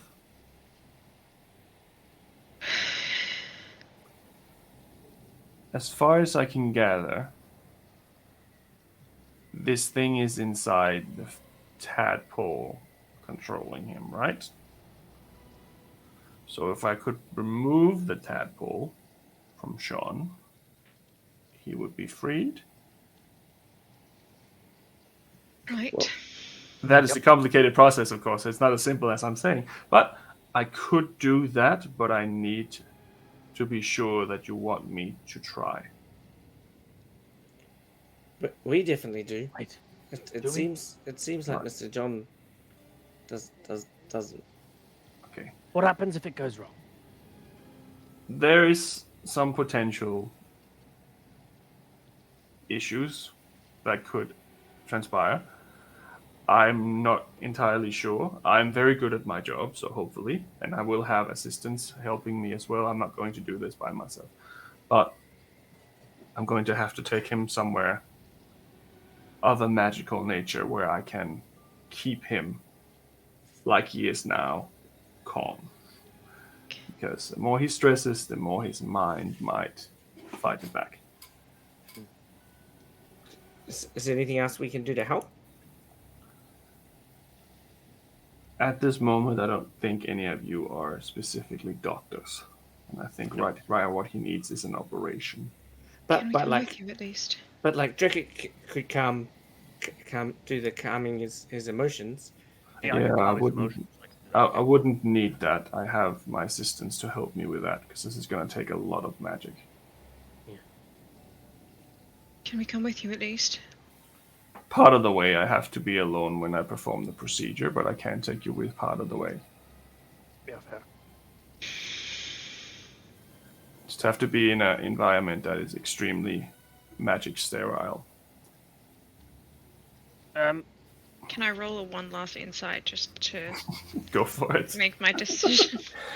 And I'm just while you're doing that, just while you're on the topic, do you happen to know how to stop someone being cursed? I have some ideas, yes. I've been told I've been cursed to be not dead when I die. Okay, I think we have to unpack that one later. Right, fair enough. We just bring out a list of like, wow, we got you. You just seem like the sort of guy that would know. He seems pretty much truthful. Like he's saying it like it is. He's trying to do something he hasn't done before, but he has the knowledge to potentially do it with magic. I just looked towards Jean. Just kind of like looked like deep into his. This feeling good. And look at John and go, "Good luck, buddy." Right. Okay. I don't know what's going on, but that's yeah. And he goes over to. He has this little trolley where there's normally books on, and he just pushes all the books out of the way, and he says, "Can you put him on here, please, so we can move him while he's like this." Just yep, That's right. puts him over and dumps him on the table. Just pushes him. Yeah. And can you potentially heal him a little bit too? If he's bleeding, it's not so good. Oh yeah, sure. Here, I cast healing, cure wounds on him. And just heal him up. So you didn't really take any damage, but it definitely heals your nose from stop bleeding. I prestidigitation the blood off his face. Right. And the headache seems to milden after the calm emotions as well. Did that help you, Jean? Are you feeling better now? I'm sure it helped. Oh. Tricky. Thank you very much for your help here.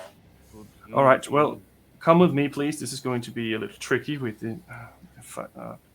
Isn't a problem. Okay. And he starts wheeling this little trolley with Sean laying there like he's dead. Come on, come with me, please. grasping his hand out. It's like Hermione Granger in Harry Potter and the Chamber of Secrets. He has a note in his hand. So he moves through the door and he goes to the right side where you haven't really been before, and he takes you to this. It looks like it's kind of like a staircase, but it's like a tower where there's a staircase inside. He's like, "Oh, we don't have time for this," and he casts fly on everyone, including himself, and he just flies up with Sean on the thing. He doesn't explain anything. He just does it. and then everyone starts flying, except for Sean. He's not playing on the bring the thing. soda. And you go up one set of stairs, two set of stairs, three set of stairs, four set of stairs, five set of stairs. And you look down, you can't even see the bottom anymore. It just keeps going and going and going. And until the very end, you get to the top of this peaking tower, and there's just this little platform. And he kind of flies in and lands. And he pulls out this key he has, and he opens this door. And he opens the door into this big open room. And he goes into this room really quickly and makes sure everyone else comes with him. No one's left behind. Flying backwards. I'm flying like Peter Pan. Yeah. So he makes sure everyone comes in, and he closes the door. He doesn't lock, he just closes it. And this room itself is giant. It is really, really huge. It's like polished floors, polished wooden floors, and there's like all these symbols in it, and it looks like it's kind of like a compass of a sort that's kind of inlaid into the floor in a darker, almost walnut-colored thing. This looks like north, south, east, west, but it's very, very well decorated. And in the middle, there's kind of like a map of the world, as far as they know, at least. And there's this giant metal structure in here as well. It's best way to describe it is that there's this big metal sphere that seems to be spinning around itself, and it's levitating about 5-10 feet off the ground. And then there's kind of like a ring that spins around this thing in its own axis, and then there's another sphere that goes around it, and it seems to be all these spheres and rings that are kind of engulfed in each other, and it's moving across the whole floor. It's just flying back and forth slowly, and he's just moving out of the way and says, just be careful of this one, it's the whole thing. And then there's these 4 doors, and it says, I can take you with me into the next step, but once we get there, I need to come a long time with him if I'm going to try to fix this. And I just need you to be okay with that, because there's no way I can do it if there's too many interference in the room. Trusting you. Right. He We pulls have little to no choice at this point. the key out and put it in a lock. And there's these 4 doors in the room, and he goes to the one that's the most southern of them. And he pulls the key into the hole, clicks it, and then he locks it and unlocks it again, which is a little strange, but it seems like a magical door. He opens the door, and what you see on the other side is a beach. And he wheels Sean out on this little trolley, and there's a whole bunch of these individuals in these red hoods everywhere, kind of just moving stuff and spreading little boxes around and stuff like that. It looks like they're building something in here. It's like it looks like some kind of complex of some sort. And he's wheeling Sean into this little house that's kind of covered. It's very makeshift at this moment, but it seems like some of the rooms are definitely built. The wind is very warm. It's almost like you're in a tropical area at this moment, and it's in between day and night. So you can just see this streak of light across the whole horizon, and it's green. It's not white or yellow. It's just a green light that's kind of lighting everything up a little bit. You see these gray, greenish clouds here and there, but it's nice. It's well lit for how little light there actually is. And it's pretty much a tropical paradise. It's full of palm trees and beaches and warm sand and a warm ocean, almost green. It puts you into this little it looks like it's almost like a garage. He goes into this garage and he leads you into the actual building. The garage seems to be where they are building things and stuff like that. And in the next area there's a little waiting room that's been set up. You can see that there's some warm tea that's been placed on the table, and then there is a door that seems to lead into this small room of sorts next to it. It says,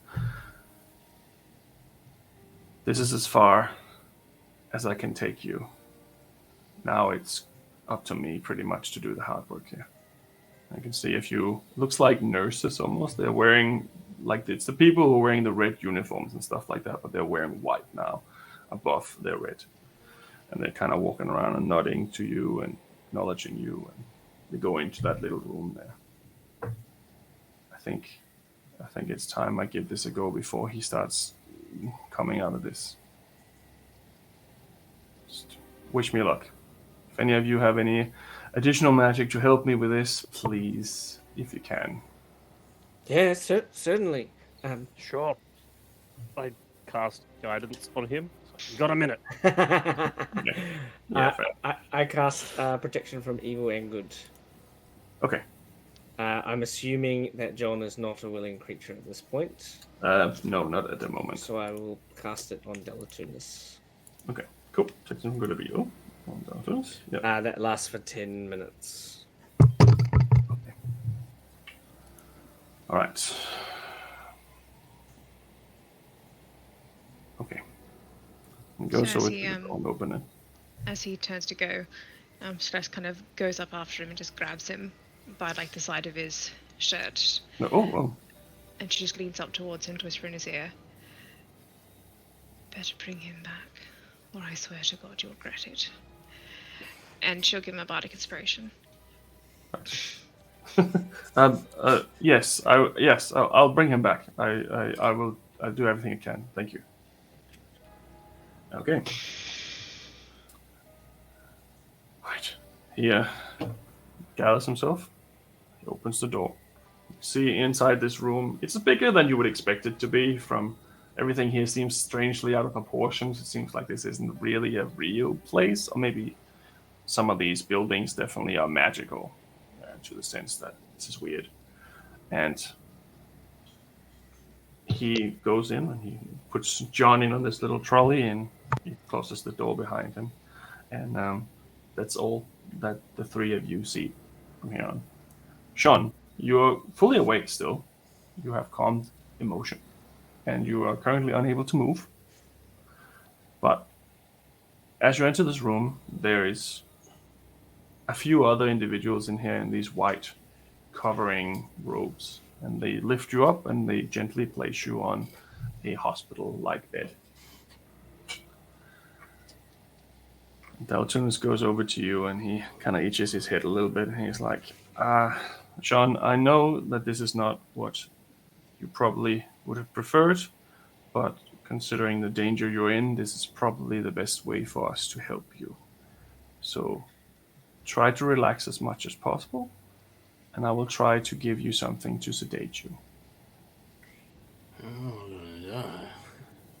Right, okay. And some of the other individuals start casting calm emotions on you again as a form of sedation, but you also feel a little prick in your arm. And you feel a little high. You're getting a little tipsy.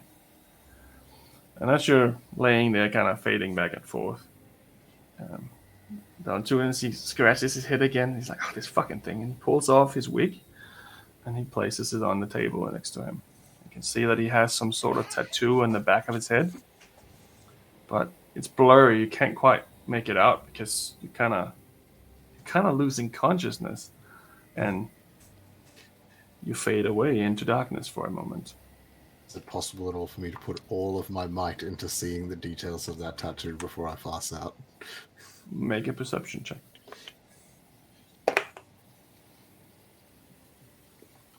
11.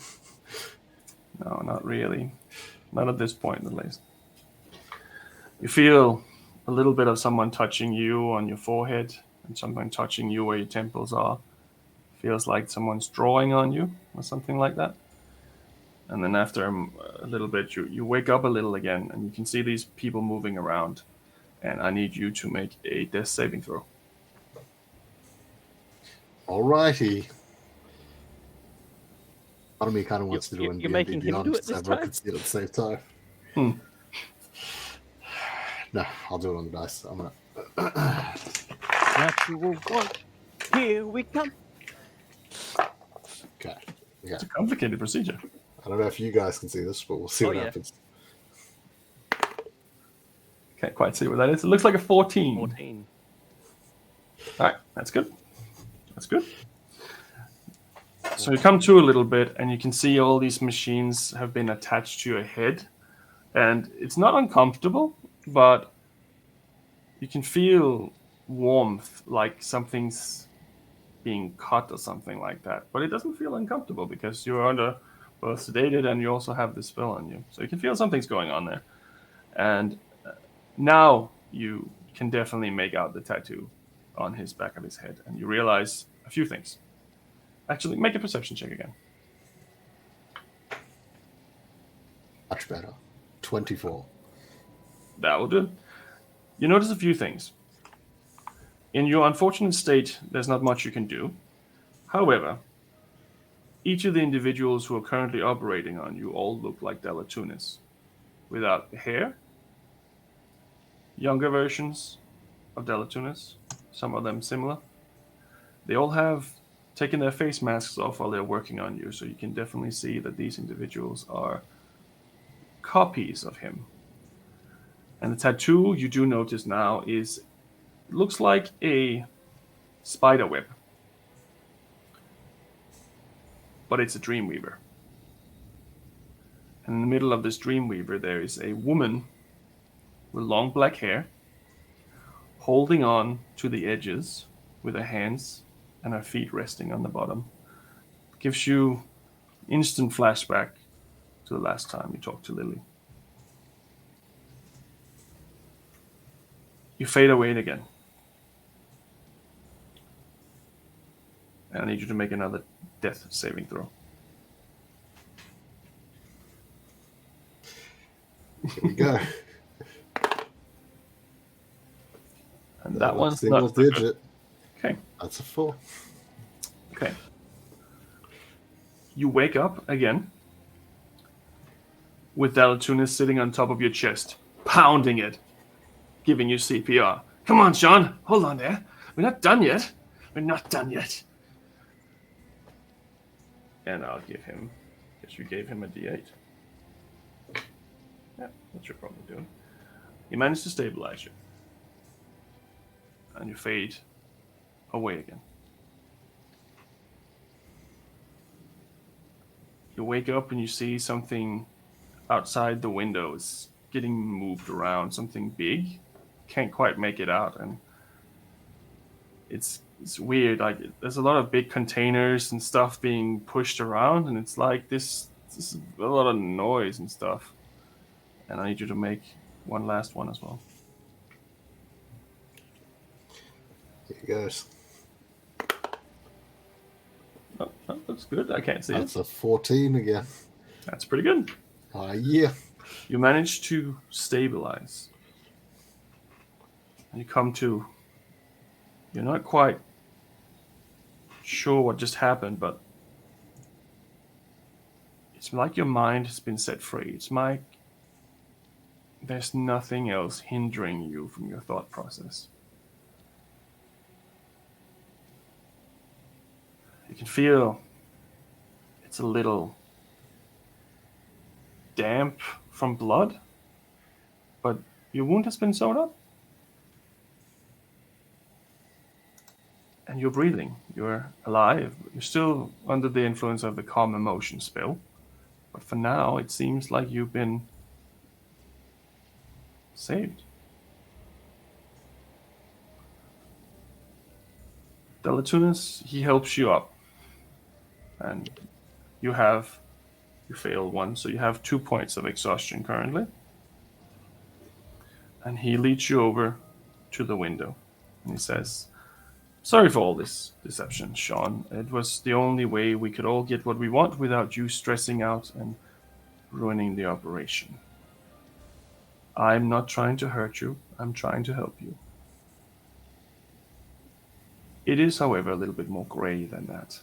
You can see outside some more of these individuals who are wearing these face masks pull aside a sheet on this big construct, and there is a giant female body laying there, probably 65 feet in size.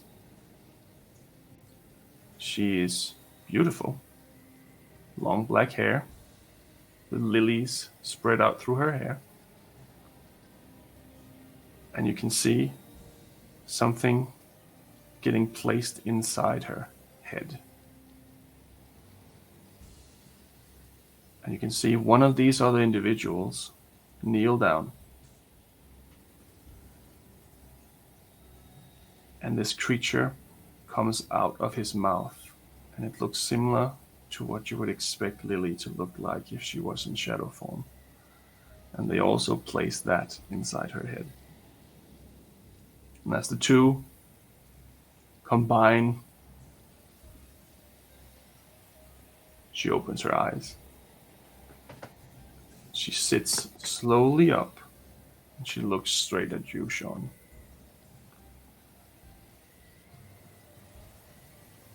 And you get this blurry vision, almost like someone just threw an icicle into your eye. And you see her beautiful face turn to this morphed face instead. Long black hair, no ears, no nose. Eyes are completely black except for pupils, which are an ice white blue. Every single part of her skin around her eyes is black, like it was burned. And she looks straight into your soul and says, Sean, you better pray we never meet again. And the vision fades. And you can see her as beautiful as she was before. Delatunis puts his hand on your shoulder. Don't worry, Sean. She is a woman of her, how should I say, respectable honor. So I also have something for you. She is a fan of deals and upholding them. I can't give you the full details here, but let me show you. He pulls the curtain aside, and there is this glass-like cylinder full of water or liquid. Machines on the sides pumping air in and to. And you see the naked body of your wife. So I know that you can't react too much right now, which is probably good. This is not what it looks like. This is only a tool. You need to get your wife's soul into this body, and it will function as if it was her own. But that part I cannot help you with.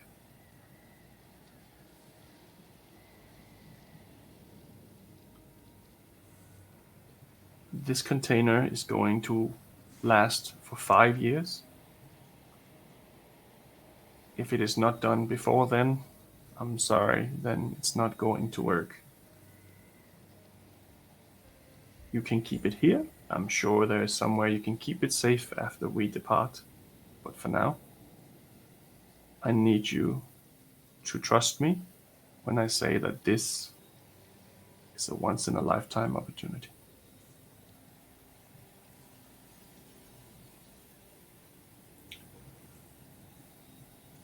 Do you have any questions, my friend?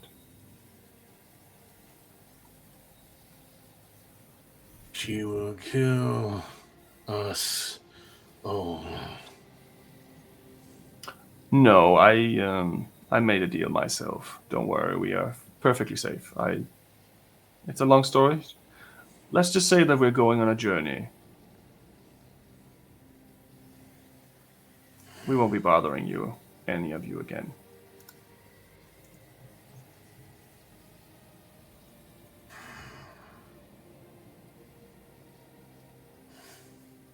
He doesn't respond further.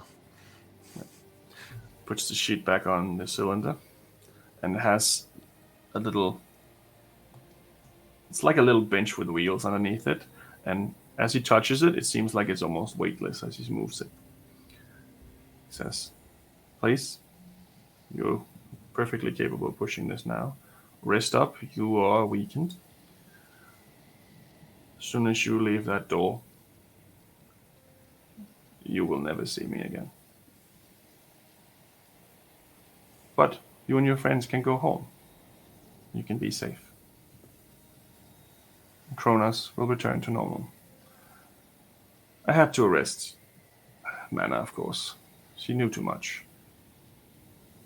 Anyway. Please. He points towards the door. On my way to the door, gonna have one last peek over my shoulder. I want to see if Lily's new form, so to speak, is still there. If she's like standing and simply moving about, or if she's simply sitting, or what exactly she's doing. Yep. And I also want a brief glance around and see if I can see this tattoo on any of the other individuals around here. Sure. Make a perception check. Which I have 2 levels of exhaustion, which means disadvantage, I think, right? I believe so, yeah. Level 2, disadvantage on ability checks and speed halved. 17. 17. The body is no longer on the slab outside, but it is moving into the water, into the ocean. She's just walking into the ocean with her back towards the compound. And every one of the other ones have this tattoo. Now in this room, you get a bit of glance. There's cylinder after cylinder of this liquidy stuff. It seems to have various versions of Delatunas in various states of evolution. From birth to his present age.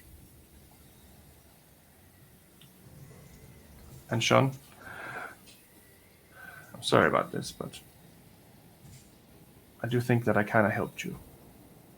And I need you to make a Constitution saving throw. I will use the inspiration given earlier. Right. Constitution, that brings it to a 12.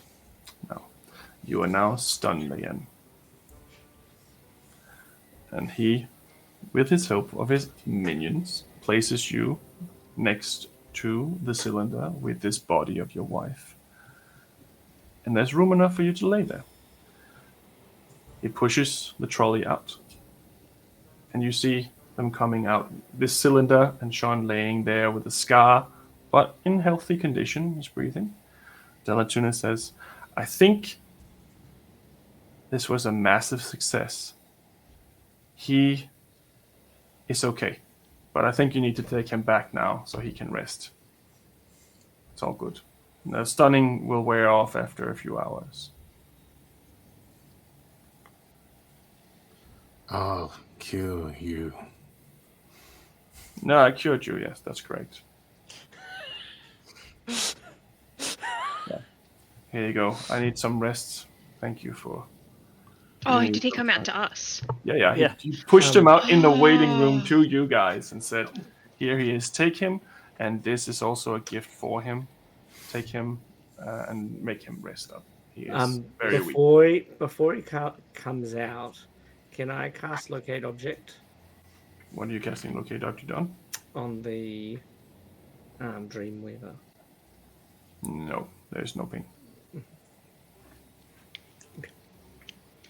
He went alright then. He's going to be okay if he gets complete rest. But he needs to stop talking and he needs to just rest. I cast calm emotions on him. Calm down. Thank you, Mr. John. What happened with the thing that was inside of him?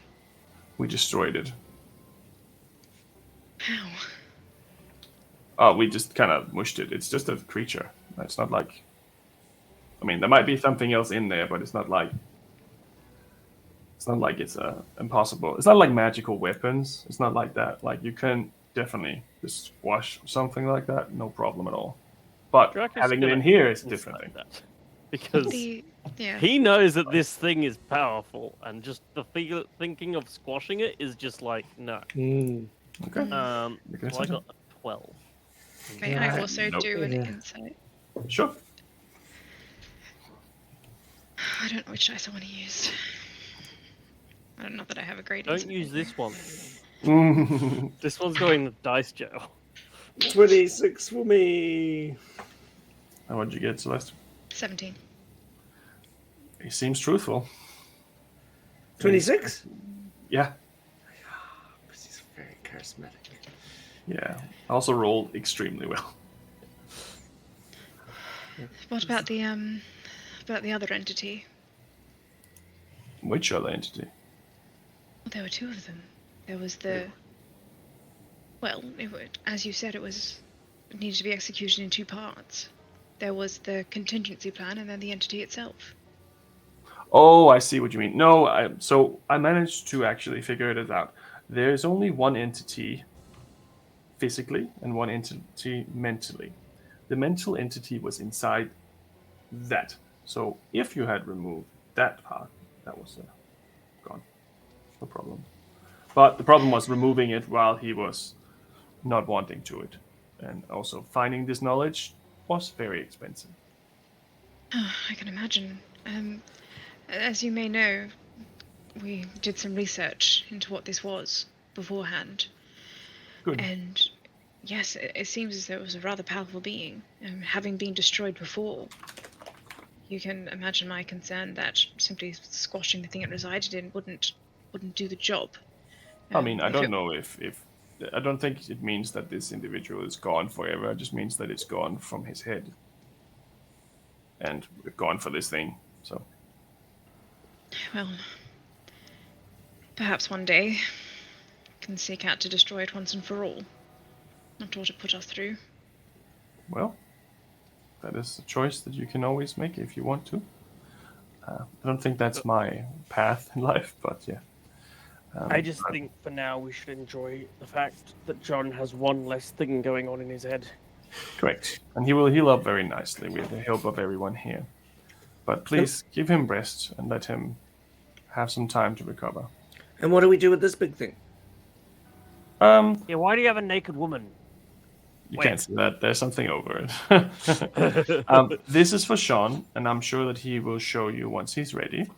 It's a gift from me and one of his friends to him. So it's a long process to explain this, but he will do it much better in better words once he is recovered. Did you know we were coming? Know you're coming. Yes. Not other than when you arrived this morning when you came through the door. Prepared a gift, though, for his arrival. Oh, this is a gift that I have had for a while. I've just been waiting for the right time to give it to him. It was here. I think we should bring John back to his family. I think that would help him. Yeah, that's probably a good idea. Usually rest is better around people you love. Well, we'll come back tomorrow, because as I mentioned, I did really want to see Mana, and you said that by tomorrow she should be out. So. Yes, I think that you will definitely be out by tomorrow. What time can we expect? I'm not Just so we sure. As soon as possible. I just need to get the rest of my information. That's all. Perfect. Well, we shall see you tomorrow then. Of course. Thank you. Please, this way. And it leads you back to this gateway that leads you back into the room with the compass on the floor. And he leads you through the door and says, "Thank you. I'm going to need some rest myself. So please bear with me while I recover myself." And you see a few more of these individuals in red cloaks come in, and they're all carrying these boxes with like food and stuff, carrying it past you into wherever you just were. And he says, "Thank you so much for your help. I couldn't have done this without you." Well, next time we need an all-powerful entity removed from someone's head, we know where to come. Sounds good. Well, be safe and enjoy yourself. Have a good time at the Best Inventor. I have to go now. I'm sorry. No, it's fine. We'll see you tomorrow. See you tomorrow. And he steps back into wherever you just were and closes the door from the inside, and you hear it lock. And then you hear the sound of a horn outside. And then an announcement. Lockdown has been lifted. Everyone who is prisoners have been released. Oh, maybe we can go see Mana now. Oh no, maybe we should take Sean back. It's just rather weird they had something waiting for him, though. Odd. And his gift. This looks massive. Yeah, that's what I'm saying. It is rather weird they had it just... Wait, where's our gift? What is it? It's a naked woman. This looks like... Yeah, you have seen her, so you would have known how she looks like. This looks like his wife that we saw on the mountain. And this is where your spell fades, and Sean, you are free to move once again. What do you mean? I'm just starting to wheel Jean at this point towards the elevator, like, come on, Jean. We're gonna go to the transport. The teleporter, like before. We're gonna go see your family. It's okay. I think you're He's still muted. a little sick. Yeah. But Jean, calm down. Calm We down. had to do it. Sorry, we had to. Come. He's with her. He's a part of the whole plan, the whole thing. What? Look, Jean, and I'm gonna cast Calm Emotion. That's Charisma 15 if you want to make the roll. Yeah, sure. This PvP. weird moment. PvP. Yeah, no, fail. 5. Calm down, John. Calm down. It'll all be fine. We're gonna go see your family. You're gonna have some rest and recover. It's out of your head now. It's okay. Let's Out of mine, Yeah. and it's in hers. Stessa is looking up at the floating figure of Sarithia in the... She like pulled the sheet off of it when Ingo was like, this looks like the lady we saw on the mountain. Yeah. Yeah. She looks like she's attached to some kind of breathing device. There's no movement from her at all. She doesn't like. Technically, at this point, she would have long blonde hair, I believe she had. She looks exactly like the visitors you've seen of her, just in flesh. Does it look like we could take the machine? Like, can we take her with us? The machine itself is attached with these wheels, but it doesn't weigh anything. You can just push it, and it just don't weigh anything. It's been magically produced. Oh look, John, they've gifted you your wife. Drakic. Who What?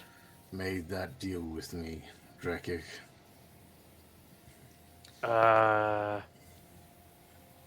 The thing inside your head. And Delajunas just gave me the other half of that deal. Delajunas took it from me to put into her body. Well, no, They you got had- 30 seconds of calm. A massive figure, raven hair, shrouded in lilies, standing over 60 feet tall. And they took what they took from me and put it in her. She's back. The entire thing was a farce, is that what you're saying? Yeah. Doesn't it sound like what you told us 5 days ago happened? Like, isn't this what you wanted? Yes, I feel like. I mean, the whole point was to go where she wanted to go, and, well, I guess she wanted to come back, so that kind of makes sense. I'm not disputing that. I'm simply stating what has happened. And that if we didn't trust her in my head, Why to should now we trust her out with of her it? own. Exactly. Forgive me, Jean. I also remember a part of the bargain being struck was that your wife would be returned to her as she was when she was alive. Is that not correct? Yeah. But it seems they twisted their words enough. This thing here contains her body, and I must retrieve her soul for it to be complete. Is there soul in that knife? Do you still I have it, don't or know. do I have it? I've Not got so. it. Well, Fair enough. I thought, yep, cool. Okay. We all have wit. I still haven't listed on my inventory. Yeah, Look, same. That's why I was like, oh, Her okay. soul was never in there, as far as you know. It was only 2 other ones. I as a player know that is true, but Ingwe would assume that the soul in the knife is. No, her soul is being held captive. We know that. Stab the body with the knife. No. Well, I think we need to go and find Mana. Yes, I which think we need to drop John off with his family. He's very, very weak right now. Needs love and attention. we will drop And my not wife with from- them. I am not resting. Not now. John. Yes, you are. Calm emotion. Does he look as though he's taken damage? Like, He does looks he look... he looks like someone who just woken up from surgery. Usually they almost have blue lips and they're very like pale. He would have lost a fair bit of blood as well and such like that. And he's exhausted. He's really exhausted. It's been quite an ordeal. Also because during the process he started figuring out what's actually going on. So the stress that they were trying to remove from him was still kind of there. Yep. But luckily, death saves was okay. Mostly he was CPR'd, so he's pretty sore. Yeah. He was lying as well. He arrested Mana. It wasn't any undercover bullshit. He arrested her. And all those figures in the red, I think they're all clones or copies of him. I There were knew there was many something... inside. I knew there was something wrong, but I just couldn't put my finger on it. I'm so sorry, Jean. We just handed you over to him. Well, we got him back. Wait, did we get you back? Is this you? Or is this another you? I just feel as though every step we take, there's always someone waiting to undo whatever it is that we've done. Jean, which arm did you lose? Your left or your right one? Holds up the crystal arm. Strangely enough, Correct. you still have full control of your crystal arm, even though there's no longer an entity controlling it in your head. Why aren't we? This confuses me. Why aren't we celebrating? We achieved. We already knew 10 days ago that we were coming here to do what she wanted. Well, number one, I never wanted to do it in the first place. And Well, number I didn't two, think we had a choice, but the betrayal. To find out that someone like Delatunis, someone that we trusted, and as Jean said, has brought the entity back to, what did you say, a 60-foot tall vision of herself? It's to, I mean, last time she was here, didn't she want to destroy the entire world? What's the difference between Delatunis and John? The fact that Delatunis has so much influence and has power in a city like this to be able to control armies and build them. I am also very confused. Like, we knew from our research before that she was a Titan. And I'm assuming a Titan is a big, massive, tall creature. Oh god. So, like, yes, she's back, so what would she be back as? Probably a Titan. So you don't feel even the slightest hint of betrayal or remorse over what's happened? You just feel as though it's all hunky-dory and we can get on our way? No, absolutely Well, not. I wanted to kill John. I feel like it's not a good thing, but I also feel like we were taking her to where she wanted to go, and then, well, you've got to admit, it was kind of weird when he was suggesting ripping it out of his head, and we felt no attack on us. That's the thing. Betrayal, Drekik. That's what I'm saying. Well, I'm not betrayed. I didn't know the guy. Fine. I mean, I'm feeling betrayed, but I just feel like John. If anything, I know the guy now, because now I know what side he's on. And what side he's on is the side of her. And she was never not on our side, she was always on her side. Does that make sense? I feel as though we're speaking different languages, but... As usual. Right. John's by this point already moved over and he's like put his cloak around his wife and pulled the body down and just making sure that everything's okay there. So she's still in the cylinder with the liquids and stuff like that. It's kind of like the Skywalker rejuvenation pod. But Yeah, that's what I mentioned. And the wheels are attached to the thing. They made this thing specifically for this purpose, that you can take it with her. Yeah. He'll grab the cloth that was pulled off as well, and yeah. John, calm down. You look like you have a nasty scar on your head. He looks directly into our eyes. Lied. Jean turns around and punches Drakic in the face. Oh, yes! Sure, go for it. PvP. It's a good roll. Well, it's an intense He's moment. got a high AC. Um, Oh, he's not wearing half plate anymore. But he's also pretty good on 22 to hit. Yep, that'll hit. I also do 1d8 damage.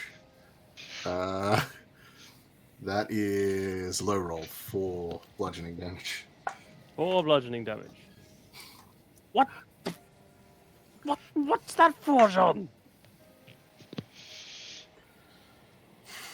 I think you fucking have an idea. I think I don't know what's happening. We came here to get it out of your head. It's out of your head. Yeah. At what cost, Drekik? I don't know. Exactly! Why are we bothered about it now? Because you're going to destroy the entire world, Drekik! And we were an instrument in that! I don't know that. Have you not listened to anything that we said during our research about her? I feel like if she was going to destroy the entire world, why hasn't she started yet? Because she only just got removed from Jean's head, Drekik. At this point, Which we were an instrument in. you start hearing explosions outside. Oh shit, here we go. We're still in the space, his space, right? Yeah, so you have to go down and out. Is there still like stuff? Like, have they cleared it out? Does it still look like an office? So you're not in his office now. You're in the room where the map of the world was. Oh yeah, that's right. He let You us just out came out and from then that. locked the And then you door. have to Yeah. go down. Before you were flying down, so it might be a little bit longer to get down. But you hear all these. Does it sound like fireworks, or does it feel like something else? Make a perception check. Oh fuck, I'm rolling like shit. It's 10. No, 11. You're not sure. There's a lot of it. Just gonna run to the elevator.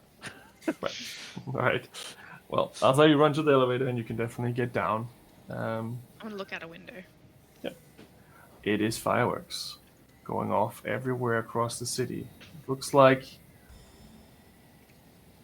maybe 100 people is coming out of the garrison altogether. One of them, a little goblin lady with one mechanical arm. And it seems like people are celebrating in the streets that the lockdown is over. Not quite knowing what this actually meant. So as I see Mana from the window, I'm going to cast Sending towards her. Just say, Mana, meet us in the institute down the bottom. Something awful's happened. As I move then back towards the elevator to go down. You can see she immediately starts running off in that direction. There's a lot of people dancing, a lot of people singing, music's coming on, the jukebox, all the music on the streets, all the colored lights, everything comes on almost like a light switch. And that's where we'll leave tonight's episode. On a semi-positive note. For once. You're an arsehole, Tom. Yeah. You're a fucking arsehole. It was perfect. I rolled a natural 20 for my deception. I was like, yes, thank you. Drekik didn't feel betrayed at all by what happened until Jean punched him in the face. Now he feels betrayed. Now you're in on it. Now you know how it feels. No, I will say this much. This would never have happened without Ingwe. The fucking Dreamweaver. Yes. Because he showed him that it was okay to use it. Again, although admittedly, Jean had the choice, and in the end, he succeeded in the role. Oh but he no! had the choice. Are you saying I convinced the Delatunas as well? So it's you guys. Yes. Yeah. That's what I was thinking. I was like, how did he get involved in this? And I'm like, oh, he had access to the Dreamweaver. Only happened because of the conversation he had with Ingwe about the Dreamweaver. That is the only reason this happened. So I know tonight's not our theory night, but my theory is that the Dreamweaver is not so much that it's creating, but rather pulling something from her realm, whatever her realm is. Never know. Or where Maybe she was you'll- locked away, at least. Maybe We'll you'll find meet out. her again. Now that Oh, she's maybe. Tinfoil hats. well, that's for a later episode. But for now, that's for We real. just had that last episode. Well, I thought we were gonna get to this last episode. That's why the last one was called Rebirth. Yeah, there you go. I mean, we almost didn't get to it this episode. I mean, it's very hard to get across the river, apparently. Yeah. We almost all died this episode, and it never would have happened. This epic journey ended when half the party died in a river. Well, I mean, there was a chance that Sean was gonna be in trouble, but Mm-hmm. there you go. Yeah. Sorry for lying to you. I feel betrayed. Oh yeah, you didn't get That's the, punched whole in the idea. face. The way of the game. No. Ingwe's the only one that's there. They're just like, why are you punching him in the face? Why are you upset? What's happening? This is also confusing. Why are we not? There's fireworks going off, like as there should be. We're celebrating the success of our mission. Yeah, That Ingwe I and didn't Drek want are to of the do same mind at at the all. moment. Like, well, what do you guys expect?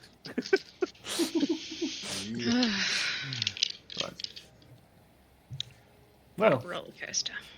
I was an half interesting expecting- episode. I was half expecting you guys to like wheel Jean out and get him back to the family, and you guys be celebrating or talking this and that, and then the next session would start with him just being like, "Fucking hell!" No, the spell would have been broken as soon as you went onto the other floor from where he was. As soon as you Oh, closed yeah. the door, the spell would have faded because he would no longer be within reach of you. Yeah, fair. So Ooh. Well, thanks for tuning in, everyone. It's incredibly stressful. So if anyone has any emotional luggage or damage after this episode, you're free to come to the Discord and tell us all about it. Yep. Emotional damage. Should we roll for some raid? Raid. to. I'm emotionally damaged. I'm locked out of the. I won't join you for the raid. I got a natural 1. I'm not raiding anyone. I got an 8. 15. Oh, I haven't rolled yet.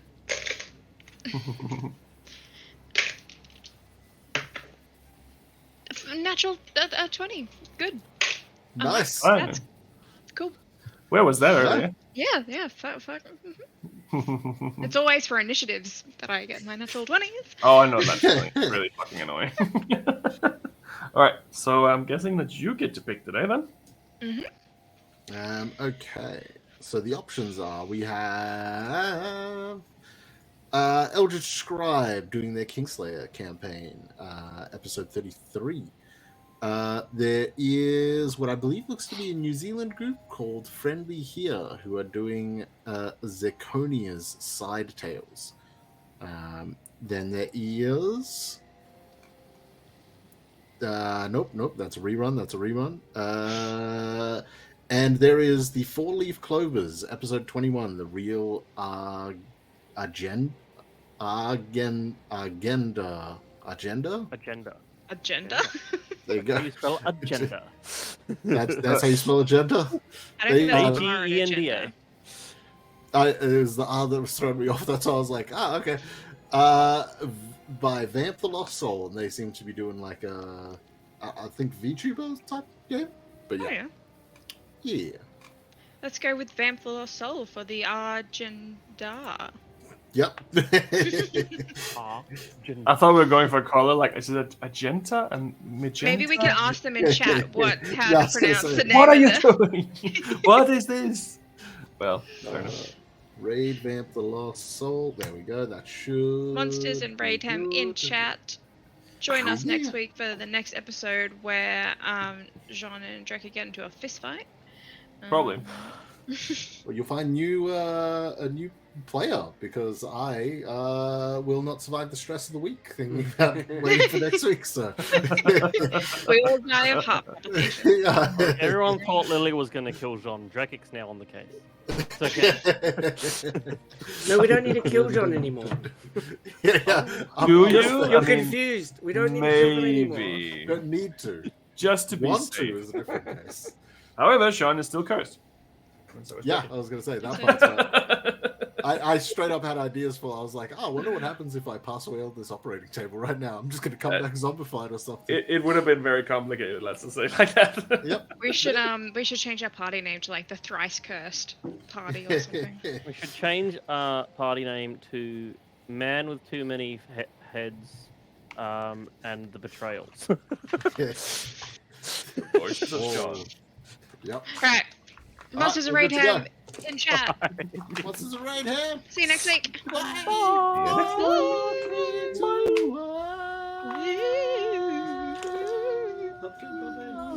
We are through. With her.